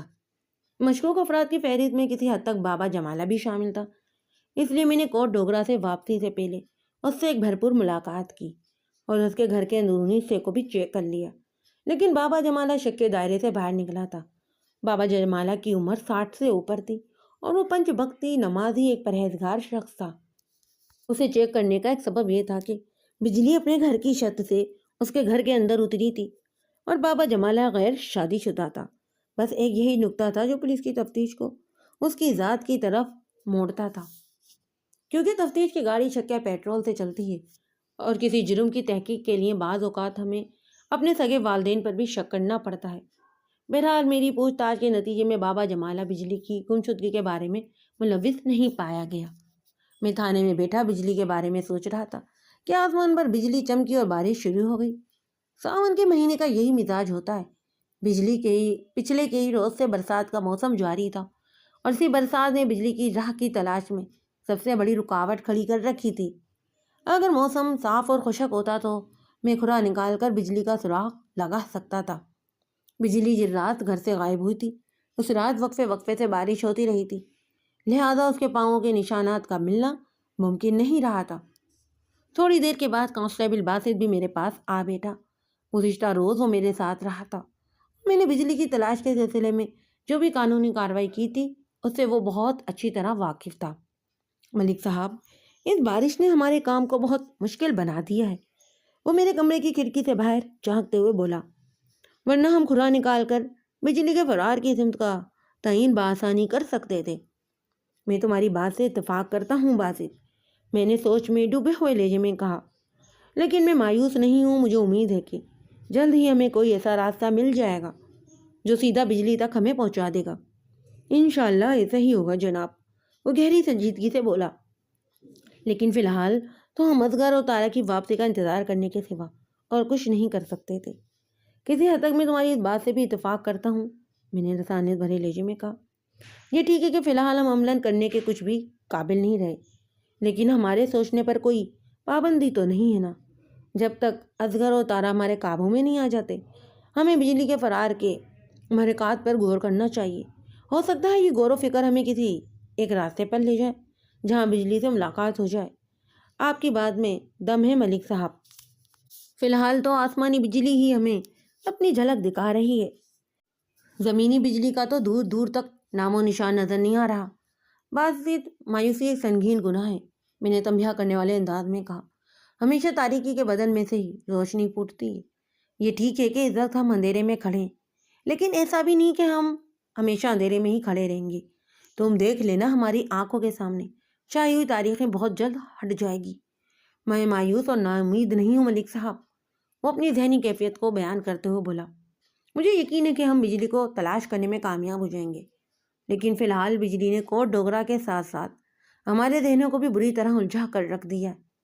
آپ نے بجلی کے فرار کی محرکات کی جو بات کی ہے نا، وہ تھوڑی دیر کے لیے رکا، پھر ایک بہت جلد سانس لینے کے بعد سلسلہ کرام کو جاری کیا۔ بجلی کو اپنے گھر کے اندر کوئی تکلیف نہیں تھی جو یہ سوچا جائے کہ وہ گھریلو حالات سے تنگ آ کر کہیں چلی گئی ہے۔ اب بعد جا کر کسی آشنا کے ساتھ فرار ہونے کا امکان ہی باقی رہ جاتا ہے، لیکن ابھی تک اس کے کسی آشنا کا بھی تعین نہیں ہو سکا۔ اس سلسلے میں 2 نام سامنے آئے ہیں اور یہ دونوں ون وے ٹریفک کی طرح ہیں۔ اصغر اور تارا کی بجلی میں دلچسپی کا سراغ تو مل گیا، لیکن یہ نہیں پتہ چل سکا کہ بجلی بھی ان کے ساتھ سنجیدہ تھی یا نہیں۔ تمہارا تجزیہ 16 آنے درست ہے باسط، میں نے زیر لب مسکراتے ہوئے کہا، لیکن میری ایک بات یاد رکھنا کہ چیزیں عموماً جیسا نظر آتی ہیں در حقیقت ویسی ہوتی نہیں۔ میں سمجھا نہیں ملک صاحب، وہ الجھن زدہ نظر سے مجھے دیکھتے ہوئے بولا۔ یہ عجیب بات ضرور ہے، لیکن اس کے اندر زندگی کی اصلیت کا فلسفہ چھپا ہوا ہے، میں نے ٹھہرے ہوئے لہجے میں کہا۔ پھر اس کی آنکھوں میں دیکھتے ہوئے سوال کیا کہ تم اس سے اتفاق کرتے ہو کہ بجلی اپنی مرضی سے کوٹ ڈوگرا کے کسی بندے کے ساتھ گھر سے بھاگی ہے؟ جی جناب، اس میں تو کوئی دو رائے ہی نہیں، وہ گہری سنجیدگی سے بولا۔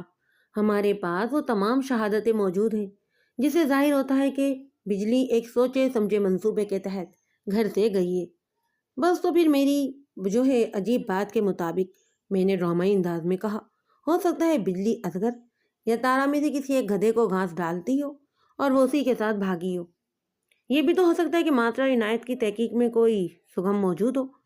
عین ممکن ہے کہ اصغر اور تارا کے علاوہ بھی کوئی شخص کوٹ ڈوگرا سے غائب ہو، اور یہ بھی ہو سکتا ہے کہ بجلی سی تیسرے گدھے کے ساتھ گئی ہو۔ آپ کی بات میری سمجھ میں آ رہی ہے ملک صاحب، وہ آنکھیں پھیلاتے ہوئے بولا۔ 2 گدھوں کا نام اور پتہ ہمیں معلوم ہو چکا ہے، ان کے علاوہ ہمیں کسی تیسرے گدھے کے بارے میں بھی سوچنا ہوگا۔ بالکل، میں نے 2 ٹوک انداز میں کہا، اور اس مشن کی ذمہ داری میں تمہیں سونپ رہا ہوں۔ آپ جو بھی حکم کریں جناب، تیار ہوں میں۔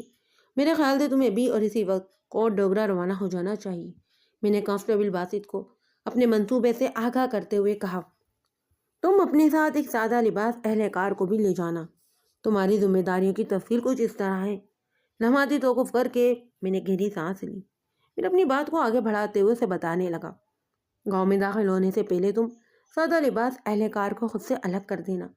کوٹ ڈگرا میں بسنے والے لوگوں کو یہ پتہ نہیں چلنا چاہیے کہ اس اہلکار کا محکمہ پولیس سے کوئی تعلق ہے، اور یہ کہ وہ تمہارے ساتھ گاؤں پہنچائے۔ یہ میں کر لوں گا، وہ مضبوط لہجے میں بولا۔ تم نے خیر دین کے گھر میں ڈیرا جما کر بیٹھ جانا ہے، میں نے ٹھہرے ہوئے لہجے میں کہا۔ اس کے علاوہ تم خادم حسین کوچوان اور نذیرہ ماشن سے بھی بات چیت کر سکتے ہو۔ تم یونیفارم میں ہوگے، لہذا تمہیں ہر بندے کو یہ یقین دلانا ہے کہ بجلی کی تلاش کا سلسلہ زور و شور سے جاری ہے۔ بہت جلد بجلی کو ڈھونڈ لیا جائے گا۔ اس دوران میں جو بھی اہم بات نظر آئے اسے ذہن نشین کرتے جانا۔ ٹھیک؟ بالکل سمجھ گیا جناب۔ اس نے جو ہے تائیدی انداز میں سر ہلایا اور پھر پوچھا، ملک صاحب، سادہ لباس اہلکار سے کیا کام لینا ہے؟ جب تک تم خیر دین اور دوسرے لوگوں کے ساتھ مصروف رہو گے، اس دوران میں وہ سادہ لباس پولیس اہلکار کوٹ ڈوگرا میں گھوم پھر کر میری ضرورت کی معلومات اکٹھی کرے گا۔ میں نے ٹھہرے ہوئے لہجے میں کہا۔ ہم آنکھیں بند کر کے ماضر عنایت کی باتوں پر بھروسہ نہیں کر سکتے۔ اگر اس نے دانستہ کوئی غلط بیانی نہ بھی کی ہو، تب بھی یہ ممکن ہے کہ اس کی فراہم کردہ معلومات میں کوئی کمی رہ گئی ہو سکتا ہے اصغر اور تارا کے علاوہ کوئی اور بندہ بھی گاؤں سے غائب ہو، اور یہ بھی ممکن ہے کہ کسی اور شخص کا بجلی کے زال ربط اور ضابط کھل کر سامنے آ جائے۔ مطلب یہ کہ ہماری سادہ لباس اہلکار نے بجلی اور اس کے گاؤں کے معاملات کا کھوج لگانا ہے۔ میں اچھی طرح سمجھ گیا ملک صاحب، باسط بڑے اعتماد کے ساتھ بولا۔ ایک بات اور، میں نے سوچ میں ڈوبے ہوئے انداز میں کہا، اگر اس دوران میں تارا منڈھورا کلاں سے واپس آ جائے تو تم نے اسے اپنے ساتھ تھانے لانا ہے۔ فکر نہ کریں آپ ملک صاحب، وہ سینے پر ہاتھ رکھتے ہوئے بولا۔ میں شام سے پہلے آپ کو خوشخبری سناؤں گا۔ شاباش باسط، میں نے توسیعی نظر سے اس کی طرف دیکھا۔ مجھے تم سے یہی امید ہے۔ آپ کا بہت شکریہ ملک صاحب، مجھے اس بات کی بہت خوشی ہے کہ آپ مجھ پر اعتماد کر کے اس مشن پر روانہ کر رہے ہیں مجھے۔ انشاءاللہ میں آپ کو اچھا رزلٹ دوں گا۔ اللہ تمہیں کامیابی عطا کرے باسط، میں نے گہری سنجیدگی سے کہا۔ باسط کے جانے کے بعد میں بجلی کے بارے میں غور و فکر کرنے لگا۔ بارش کا سلسلہ جاری تھا، کبھی بارش تیز ہو جاتی اور کبھی ہلکی پھلکی فوار تک محدود ہو کر رہ جاتی۔ تاہم اس نے صبح سے لے کر اب تک کوئی وقفہ نہیں کیا تھا۔ بارش کو اللہ کی رحمت کہا جاتا ہے۔ ان برساتی لمحات میں اپنے رب سے یہی دعا گو تھا کہ وہ اپنی رحمت اور کرم سے بجلی کی پراسرار گمشدگی والے معاملے کو میری نگاہ میں آشکار کر دے۔ اگر سچی بات کی جائے تو حقیقت یہی تھی کہ ابھی تک میں بجلی کی تلاش کے سلسلے میں کوئی قابل ذکر کارنامہ انجام نہیں دے سکا تھا۔ سپہر کے وقت ASI سلیمان شاپنڈی بھڑیا سے واپس آ گیا، اور وہ خالی ہاتھ نہیں لوٹا تھا۔ وہ اس گھر کو اپنے ساتھ لایا تھا، مگر بجلی کا ہنوز کوئی نام و نشان یا سراغ نہیں لگا تھا۔ اصغر کی عمر 22 سال رہی ہوگی۔ وہ عام سی شکل و صورت کا مالک ایک لاؤبالی نوجوان تھا۔ اس کے سر کے بال بے ترتیب ہوئے تھے، اس کے چہرے پر ہلکی سی داڑھی بھی نظر آ رہی تھی۔ ایسے ASI کی زبانی اصغر کو معلوم ہو چکا تھا کہ بجلی گاؤں سے غائب ہو گئی ہے، لہٰذا جب اسے میرے پاس لایا گیا تو میرے کچھ پوچھنے سے پہلے ہی اس نے سوال داغ دیا، تھانے دار صاحب، بجلی کہاں چلی گئی ہے؟ اصغر کے سوال میں حد درجہ حیرانی، پریشانی اور ویرانی پائی جاتی تھی۔ بجلی کی گمشدگی کے ذکر نے اس کے چہرے پر دکھ اور اذیت کا ایک جال سا بکھرا دیا تھا۔ مجھے اس کی آنکھوں سے کرب جھلکتا دکھائی دیا۔ پتہ نہیں کیوں میرے اندر سے یہ آواز آئی، اصغر کا بجلی کے غائب سے کوئی تعلق یا واسطہ نہیں۔ میں ایک پولیس افسر ہوں، لہٰذا اپنے پیشے کے تقاضوں کو پورا کرنا ہر حال میں مجھ پر لازم ہے۔ میں نے کبھی اپنے اندر کی آئی آواز کو نظر انداز نہیں کیا تھا، تاہم اس کے ساتھ ہی اپنی پیشہ وارانہ ذمہ داریوں کو بھی نبھایا ہے۔ بجلی کہاں چلی گئی؟ میں نے اس کی آنکھوں میں دیکھتے ہوئے کہا۔ یہی جاننے کے لیے تو میں نے تمہیں پنڈی بڑھیا سے یہاں بلایا ہے۔ میں بجلی کے بارے میں کچھ نہیں جانتا تھا تھانے دار صاحب، وہ مضبوط لہجے میں بولا۔ میں تو اپنی خالہ کے گھر میں تھا، مجھے آپ کے بندے نے بتایا ہے کہ اس کے اگلے دن بجلی پنڈ سے غائب ہوئی ہے۔ کوٹ ڈوگرا میں بجلی کے بارے میں سب سے زیادہ تم ہی جانتے تھے، میں نے بصطور اس کی آنکھوں میں جھانکتے ہوئے کہا۔ تم نے بجلی پر بڑی گہری نگاہ رکھی ہوئی تھی، اس لیے تم ہی مجھے بتا سکتے ہو کہ بجلی کہاں گئی ہے۔ تم اس کے لیے مجنوں بنے پھرتے تھے، ہے نا؟ آخری الفاظ میں نے بڑے ہی دبنگ انداز میں ادا کیے تھے۔ وہ سر کو ہامے ملاتے ہوئے بولا۔ میں انکار نہیں کروں گا تھانے دار صاحب، وہ دلیرانہ انداز میں بولا۔ جب پیار کیا تو ڈرنا کیا؟ بجلی مجھے اچھی لگتی تھی، میں اس سے محبت کرتا ہوں، لیکن آج تک میں نے اس کے سامنے یا اس کے پیچھے کوئی ایسی حرکت نہیں کی جسے آپ گھٹیا کہہ سکیں۔ اور جہاں تک بجلی کو بھگا کر لے جانے والا معاملہ ہے تو میرے لیے یہ ناممکن تھا۔ کیوں ناممکن تھا؟ میں نے قدرے سخت لہجے میں کہا۔ کیا تم نے چوڑیاں پہن رکھی ہیں یا تمہارے ہاتھ پاؤں میں مہندیاں لگی ہوئی ہیں؟ ایسی کوئی بات نہیں ہے تھانے دار صاحب، وہ بولا۔ پھر کیا بات ہے؟ میں نے اس کی نفسیات سے کھیلتے ہوئے سوال کیا۔ کیا تم اتنے بزدل ہو کہ کسی کے ڈرانے دھمکانے سے ڈر گئے؟ میرے آخری جملے پر اس نے چونک کر میری طرف دیکھا اور الجھن زدہ لہجے میں بولا۔ آپ کو تو سب کچھ پتہ ہے، میں اس علاقے کا تھانے دار ہوں پتر۔ میں نے اس پر نفسیاتی دباؤ برقرار رکھتے ہوئے تیکھے لہجے میں کہا۔ جس طرح دائی سے پیٹ، ڈاکٹر سے مرض اور وکیل سے جرم نہیں چھپایا جا سکتا، بالکل اسی طرح کسی علاقے کا تھانے دار بے وقت دائی، ڈاکٹر اور وکیل ہوتا ہے، جو اپنے علاقے کے لوگوں کے بارے میں یہاں تک بھی جانکاری رکھتا ہے کہ کس نے کس کے ساتھ کیا کھایا اور کیا پیا ہے۔ لمحاتی توقف کر کے میں نے گہری سانس لی اور پھر اپنی بات کو مکمل کرتے ہوئے کہا تھا۔ لہٰذا مجھ سے کسی غلط بیانی یا درگوئی کا مطلب یہ ہوگا کہ تم نے خود کو مصیبت میں ڈالا ہے۔ میں تمہاری زبان سے صرف اور صرف سچ سننا چاہتا ہوں۔ اگر مجھے ذرا سا بھی شک ہو گیا کہ تم چکر بازی سے کام لے رہے ہو تو باقی کی عمر تم جیل کی سلاخوں کے پیچھے گزارو گے، جہاں تمہاری گمشدہ لیلا کی صورت دکھائی دے گی اور نہ ہی اسے بات کرنے کا کوئی موقع ہاتھ لگے گا۔ تم میری بات سمجھ رہے ہو نا؟ سمجھ رہا ہوں تھانے دار صاحب، وہ مضبوط لہجے میں بولا۔ میں نے ابھی تک آپ سے کوئی جھوٹ نہیں بولا اور نہ ہی میرا آئندہ کوئی ایسا ارادہ ہے۔ سچی اور کھری بات یہ ہے کہ میں نے چوڑیاں پہن رکھی ہیں، نہ میرے ہاتھ پاؤں میں مہندیاں لگی ہیں، اور نہ ہی میں کسی سے ڈرتا ہوں۔ اگر تارا مجھے 3-4 تھپڑ مارتا تو جواب میں بھی ایک آدھ مکہ تو اسے رسید کر ہی دیتا۔ میں نے تارا کی دھمکی کو ایک کان سے سن کر دوسرے کان سے نکال دیا تھا، اس خیال سے میں نے چپ سادھ لی کہ جب یہ معاملہ اچھلے گا تو بجلی کی بدنامی ہوگی۔ میں کسی بھی قیمت پر بجلی کی رسوائی نہیں چاہتا تھا۔ تھانے دار صاحب، میں بجلی سے سچی محبت کرتا ہوں، لیکن افسوس کہ وہ بولتے بولتے اچانک رک گیا۔ میں نے کوئی سوال نہیں کیا اور گہری نظر سے اس کے چہرے کے تاثرات کا جائزہ لیتا رہا۔ ان لمحات میں وہ جذباتی کیفیت سے گزر رہا تھا، اس کے دل و جگر میں ہونے والی ٹوٹ پھوٹ اس کی آنکھوں سے ظاہر ہو رہی تھی۔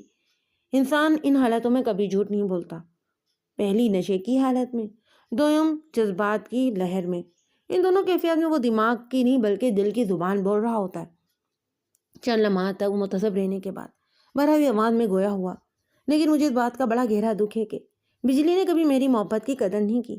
پیار سے 2 باتیں کر لینا تو بہت دور کی بات ہے، اس نے تو کبھی سیدھے منہ میرے سلام کا جواب بھی نہیں دیا، اور آپ کہہ رہے ہیں کہ میں بجلی کو کہیں بھگا کر لے گیا ہوں۔ آخری جملہ ادا کرنے کے بعد اس نے شاکی نظر سے میری طرف دیکھا، اس کے ایک ایک لفظ سے سچائی ٹپکتی ہوئی نظر آتی تھی۔ میں نے ایک اور زاویے سے اسے گھسنے کی کوشش کی تاکہ بجلی کی گمشدگی کا معمہ حل کیا جا سکے۔ اصغر، میں نے اس کے چہرے پر نگاہ جما کر دوستانہ انداز میں کہا، میں 1 منٹ کے لیے تمہارے بیان کو درست سمجھ کر یہ مان لیتا ہوں کہ تم بجلی سے سچی محبت کرتے ہو، لیکن اس ناقدری بد دماغ لڑکی نے تمہاری محبت کو لائق توجہ نہیں جانا۔ لیکن بالکل یہی بات ہے تھانے دار صاحب، وہ قطع کلامی کرتے ہوئے بلند آواز میں بولا۔ بجلی بڑی خودسر، ضدی اور مغرور لڑکی ہے۔ محبت کا جواب محبت سے دینے کے بجائے اس نے ہمیشہ میرے جذبات کا مذاق اڑایا ہے۔ مجھے تم سے اور اس دنیا کے ہر سچے اور کھرے عاشق سے گہری ہمدردی ہے، اس لیے میں تمہارے بیان کو درست مان لیتا ہوں۔ اس کے ساتھ ہی میرے ذہن میں ایک اور سوال گونج رہا ہے۔ وہ الجھی ہوئی نظر سے مجھے دیکھنے لگا اور بولا، کیسا سوال تھانے دار صاحب؟ اگر بجلی نے کبھی تمہیں اور تمہاری محبت کو اہمیت نہیں دی تو اس کا ایک ہی مطلب ہے کہ بجلی کو کوئی اور اچھا لگتا تھا۔ وہ کوٹ ڈوگرا کے کسی اور مرد کی محبت میں گرفتار تھی۔ کیا تم مجھے اس شخص کا نام بتا سکتے ہو؟ نہیں، ایسے کسی بندے کو میں نہیں جانتا تھانے دار صاحب، وہ تو ٹوک انداز میں بولا۔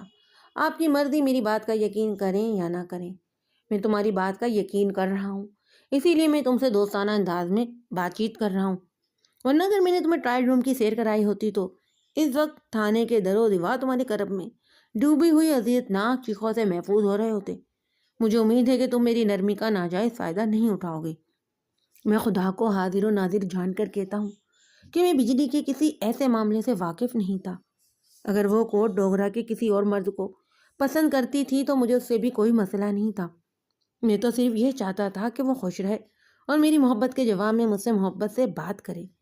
میں نے اس سے زیادہ کی تمنا نہیں کی تھانے دار صاحب، اور اس پاگل لڑکی کی سمجھ میں کبھی میری یہ بات آئی ہی نہیں۔ یہ سوال میں اس پاگل لڑکی سے ضرور کروں گا جب وہ میرے ہاتھ لگے گی۔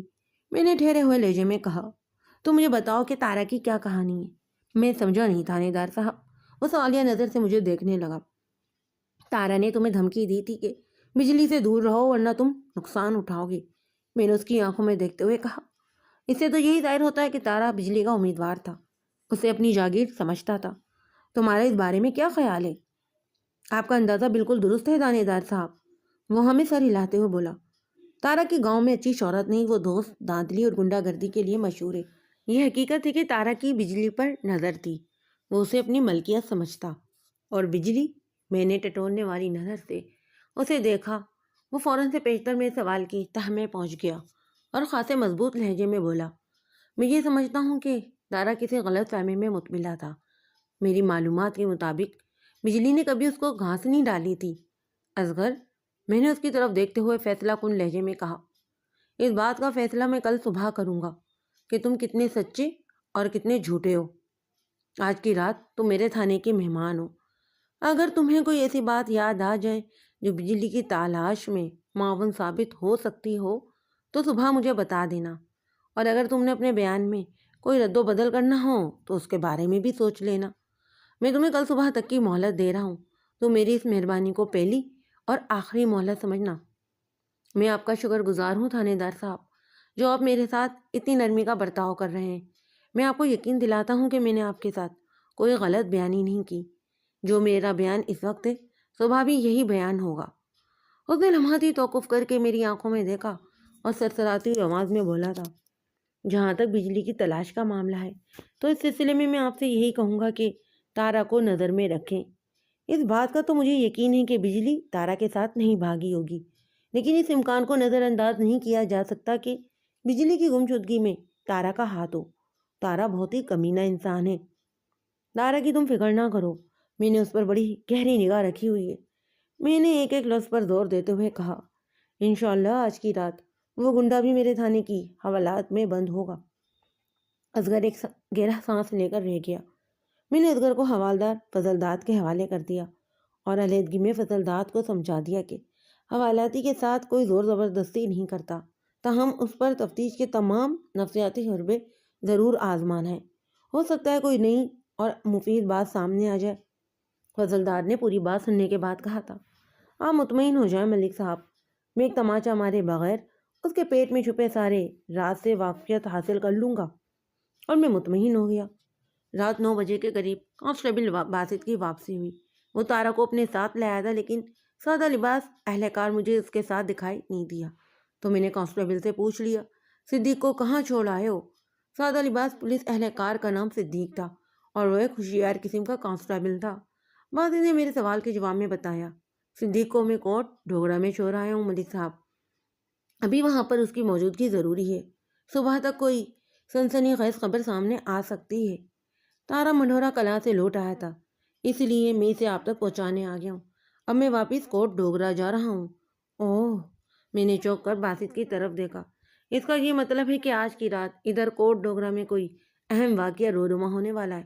میں فی الحال واضح طور پر آپ کو کچھ بتانے کی پوزیشن میں نہیں ہوں، کیونکہ میرے ہاتھ میں کوئی ٹھوس چیز نہیں، لیکن مجھے امید ہے صبح تک کوئی ایسا سرا میرے ہاتھ لگ جائے گا جسے تھام کر ہم بجلی تک پہنچ جائیں گے۔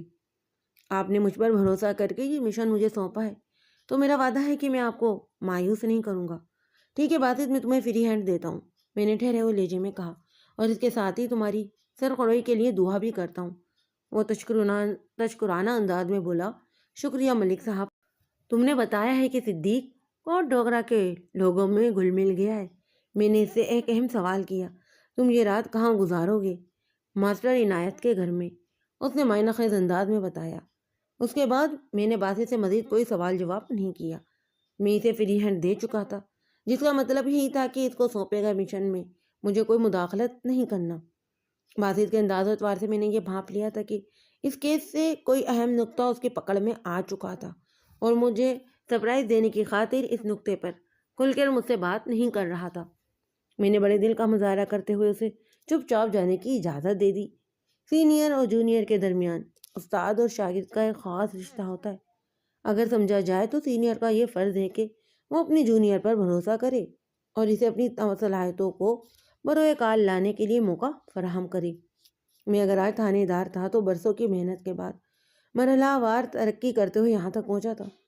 اگر کسی مرحلے پر میرے سینئر نے میرا راستہ روکنے کی کوشش کی ہوتی یا میں خود ہی ہمت ہار کر ایک طرف بیٹھ جاتا تو میں بھی آج ایک کانسٹیبل ہی ہوتا۔ میری ہمیشہ یہ کوشش رہی ہے کہ پرجوش اور ذہین جونیئرز کی حوصلہ افزائی کی جائے، اور کانسٹیبل باسط ایک ایسا ہی باہمت اور بہادر پولیس اہلکار تھا۔ کوئی شاگرد چاہے کتنی بھی ترقی کر لے، وزن اور قد و قامت میں کبھی استاد کا مقابلہ نہیں کر سکتا، کیونکہ اس کے وزن اور قامت میں اس کے استاد کا وزن اور قامت شامل ہوتے ہیں۔ سمجھداروں کے لیے یہ ایک نہایت ہی اہم نقطہ ہے۔ میں عموماً مغرب کی نماز کے بعد تھانے سے اٹھ کر اپنے کوارٹر میں چلا جاتا تھا، لیکن 26 جولائی کو وہ ابر آلود دن میرے لیے بے حد مصروفیت کا حامل تھا۔ میں رات کے 10 بجے بھی اپنے کمرے میں بیٹھا ہوا تھا۔ کانسٹیبل باسط کے جانے کے بعد میں نے نذیرہ ماشن کے بیٹے ستار عرف تارا کو اپنے پاس بلا لیا۔ تارا کی عمر کا اندازہ میں نے 25 کے قریب لگایا۔ وہ ایک دبلا پتلا اور دراز قامت شخص تھا۔ اس نے اپنی زلفوں کو کافی بڑھا رکھا تھا اور بالوں میں حد سے زیادہ سرسوں کا تیل بھی چوپڑ لے رکھا تھا۔ اس کے دونوں ہاتھوں کی پیچ تر انگلیوں میں بڑے بڑے نگینوں والی انگوٹھیاں نظر آ رہی تھیں، اور ایک کلائی میں اس نے لوہے کا ایک کڑا بھی پہن رکھا تھا۔ اس کے چہرے اور آنکھوں میں مجھے اوکے پن کے بڑے واضح آثار دکھائی دیے۔ کیا بات ہے تارا؟ میں نے اسے خشمگین نظروں سے گھورتے ہوئے سوال کیا۔ تم بڑے بیزار نظر آ رہے ہو، یوں محسوس ہوتا ہے جیسے تمہارے ساتھ کسی نے زور زبردستی کی ہو۔ تھانے دار صاحب، آپ کے سپاہی نے میرے ساتھ بہت برا سلوک کیا ہے، وہ شکایتی لہجے میں بولا۔ میں منڈھورا کلاں سے واپس آیا ہی تھا کہ وہ مجھے پکڑ کر تھانے لے آیا۔ میں نے اس کی وردی کا لحاظ کیا اور نہ وہ بولتے بولتے اچانک رکا تو میں نے تنزیہ لہجے میں کہا، ورنہ تم میرے کانسٹیبل کے دانت توڑ دیتے، کیونکہ تم کوٹ ڈوگرا کے مامے لگے ہو ہیں۔ میرے درست انداز پر وہ سوچتی ہوئی نظروں سے چند لمحے مجھے دیکھتا رہا، پھر قدرے سنبھلے ہوئے لہجے میں بولا، جناب، لوگوں نے مجھے خام خواہ بدمعاش گنڈا مشہور کر دیا ہے۔ یہ ضرور ہے کہ میں غصے کا کافی تیز ہوں، لیکن میں نے کبھی کسی کے ساتھ ظلم و زیادتی نہیں کی۔ تمہارے حلیے اور اوکے پن کو دیکھ کر مجھے اچھی طرح اندازہ ہو گیا ہے کہ تم کتنے جلیبی کی طرح سیدھے اور میٹھے انسان ہو۔ میں نے اس کی آنکھوں میں جھانکتے ہوئے زہریلے لہجے میں کہا، جہاں تک میرے کانسٹیبل باسط کی بات ہے تو اس نے کچھ بھی اپنی مرضی سے نہیں کیا، اس نے محض میرے حکم کے تعمیل کیے۔ اگر تم اس کی راہ میں کوئی رکاوٹ کھڑی کرنے کی کوشش کرتے تو وہ تمہارے ہاتھ پاؤں توڑ کر بھی تم کو میرے خدمت میں پیش کر دیتا۔ اور جہاں تک تمہاری شرافت کا تعلق ہے تو میں نے ڈرامائی انداز میں تو کر کے گہری نظر سے اسے گھورا تھا، پھر سنسناتے ہوئے لہجے میں کہا، اس شرافت کی 2 مثالیں میرے تھانے کے ریکارڈ پر درج ہو چکی ہیں۔ کون سی 2 مثالیں تھانے دار صاحب؟ وہ بے یقینی سے مجھے تکنے لگا۔ مثال نمبر 1، میں نے تیز نظر سے اسے گھورتے ہوئے کہا، تم نے خادم حسین کوچوان کے بیٹے کو دھمکی دی تھی کہ وہ بجلی سے دور رہے، ورنہ تم اس کا حشر خراب کر دو گے۔ مثال نمبر 2، تم نے کوٹ ڈوگرا کے ایک معزز شخص سے معتبر بار بدتمیزی کی ہے۔ جناب اصغر جس انداز میں بجلی کو رسوا کرنے کی مہم میں لگا ہوا تھا، اس سے مجھے بڑی تکلیف پہنچی تھی۔ وہ گہری سنجیدگی سے بولا، میں نے محض اسے ڈرانے کے لیے ایسی بات کی تھی، ورنہ اصغر سے میرا کوئی ذاتی جھگڑا نہیں تھا۔ بجلی کی رسوائی سے تمہیں تکلیف کیوں پہنچی تھی؟ میں نے خاصے تیکھے لہجے میں سوال کیا۔ تمہارا بجلی کے ساتھ ایسا کون سا رشتہ تھا؟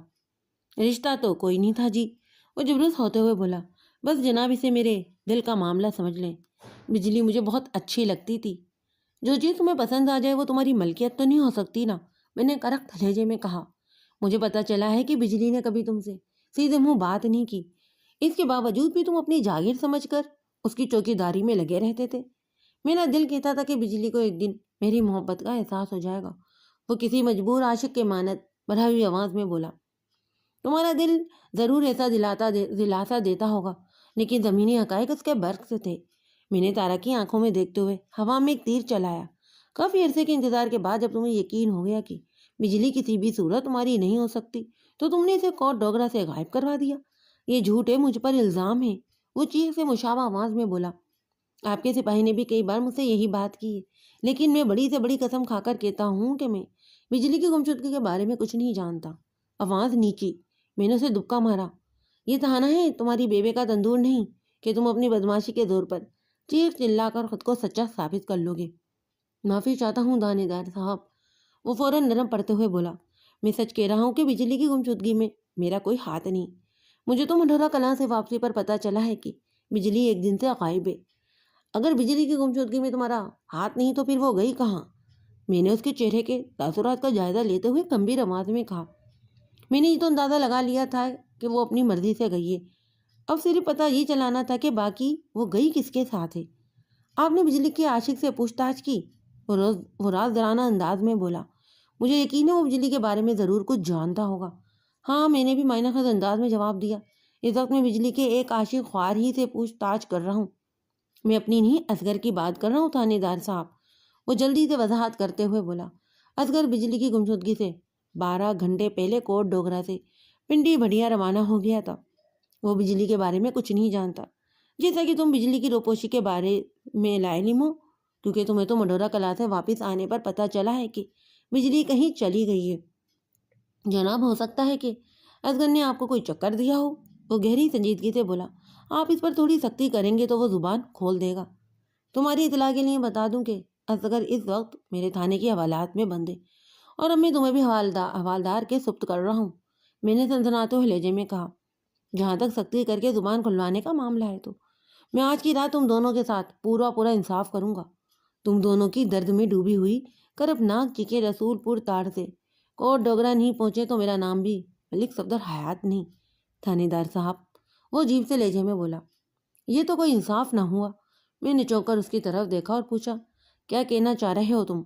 اس نے کہا، آپ ہم دونوں تفتیش کی چکی میں پیس کر ہمارے ساتھ بڑی زیادتی کرنے والے ہیں، جبکہ آپ کو یہ بات اچھی طرح معلوم ہو چکی ہے کہ میری اور اصغر کی پسندگی یک طرفہ تھی۔ بجلی نے کبھی ہماری حوصلہ افزائی نہیں کی۔ جبکہ میں نے دراری لہجے میں پوچھا تھا، تم رک کیوں گئے؟ جبکہ یہ کہ وہ انکشاف انگیز لہجے میں بولا، آپ کو چاہیے کہ اس شخص کو بھی شامل تفتیش کریں جس میں بجلی دلچسپی لے رہی تھی۔ ان لمحات تک مجھے جو معلومات حاصل تھیں، ان کی روشنی میں اصغر اور تارا کے سوا کوٹ ڈگرا کے کسی مرد کا نام بجلی کے ساتھ جڑا ہوا نظر نہیں آتا تھا۔ اسی تناظر میں تارا کی بات نے میرے دماغ میں ہلچل مچا دی۔ میں نے تارا کی آنکھوں میں جھانکتے ہوئے تیز لہجے میں سوال کیا، بجلی کس شخص میں دلچسپی لے رہی تھی؟ اس نے سسراتی آواز میں جواب دیا، تعلیم بالغان۔ 27 جولائی کی صبح میرے تھانے میں جشن کا سا سما تھا، کیونکہ اس روز ہمیں ایک بڑی کامیابی ملی تھی۔ جب میں حسب معمول تیار ہو کر تھانے پہنچا تو باسط کو وہاں دیکھ کر مجھے کوئی حیرت نہ ہوئی، کیونکہ گزشتہ رات تارا سے پوچھ تاچھ کے اختتام پر بجلی کی گمشدگی کے حوالے سے ایک ایسا نام سامنے آیا تھا جس نے میرے دماغ میں پوشیدہ صورتحال کو یکدم اجاگر کر دیا۔ ان لمحات میں مجھے یاد آیا کہ باسط نے تھانے سے روانہ ہوتے وقت بڑے معنی خیز انداز میں کہا تھا کہ وہ آج کی رات ماسٹر عنایت کے گھر پر گزارے گا، تو اس کا مطلب یہی ہوا کہ اسے ماسٹر جی کے حوالے سے سن گن مل چکی تھی۔ تارا کا دھیان مکمل طور پر بجلی میں لگا رہتا تھا، اس لیے وہ بجلی اور ماسٹر عنایت کے بیچ رابطے کو سمجھ چکا تھا۔ ماسٹر سے حسد وہ بلکہ نفرت کرنے لگا تھا۔ یہی سبب تھا کہ اس نے 2-4 بار ماسٹر عنایت سے بدتمیزی بھی کی تھی۔ ملک صاحب، میں ایک بات کے لیے آپ سے معذرت کرنا چاہتا ہوں، باسط نے گہری سنجیدگی سے کہا۔ امید ہے آپ میری کوتاہی کو درگزر فرمائیں گے۔ باسط، تم نے بجلی کو بازیاب اور ماسٹر عنایت کو گرفتار کر کے جو کارنامہ انجام دیا ہے، اس کے پیش نظر میں تمہارا بڑے سے بڑا قصور بھی معاف کرنے کو تیار ہوں۔ میں نے دریائے دلی کا مظاہرہ کرتے ہوئے کہا، بولو کیا بات ہے؟ مجھے کل ہی اس بات کا پتہ چل چکا تھا کہ بجلی ماسٹر عنایت کے گھر میں چھپی ہوئی ہے، وہ گہری سنجیدگی سے بولا۔ سادہ لباس اہلکار نے یہ معلوم کر لیا تھا کہ آج علیہ صبح بجلی اور ماسٹر کوٹ ڈوگرا سے نکل جائیں گے۔ ماسٹر صرف انتظار میں تھا کہ پولیس کی تفتیش کا رخ کسی اور طرف مڑ جائے، اس کے بعد وہ گاؤں سے روانہ ہو۔ میں نے رات بھر اس کے گھڑی کی نگرانی کی اور پھر ان دونوں کو رنگے ہاتھوں پکڑ لیا۔ مجھے بھی گزشتہ رات ہی اندازہ ہو گیا تھا کہ تم کس نوعیت کی کارروائی کرنے والے ہو، میں نے زیر لب مسکراتے ہوئے کہا۔ میں نے تمہارے مشن میں اس لیے مداخلت نہیں کی کہ تاکہ اس کامیابی کا سہرا تمہارے سر بندھے، صرف تمہارے سر۔ وہ یک ٹک عقیدت بھری نظروں سے مجھے دیکھتا چلا گیا۔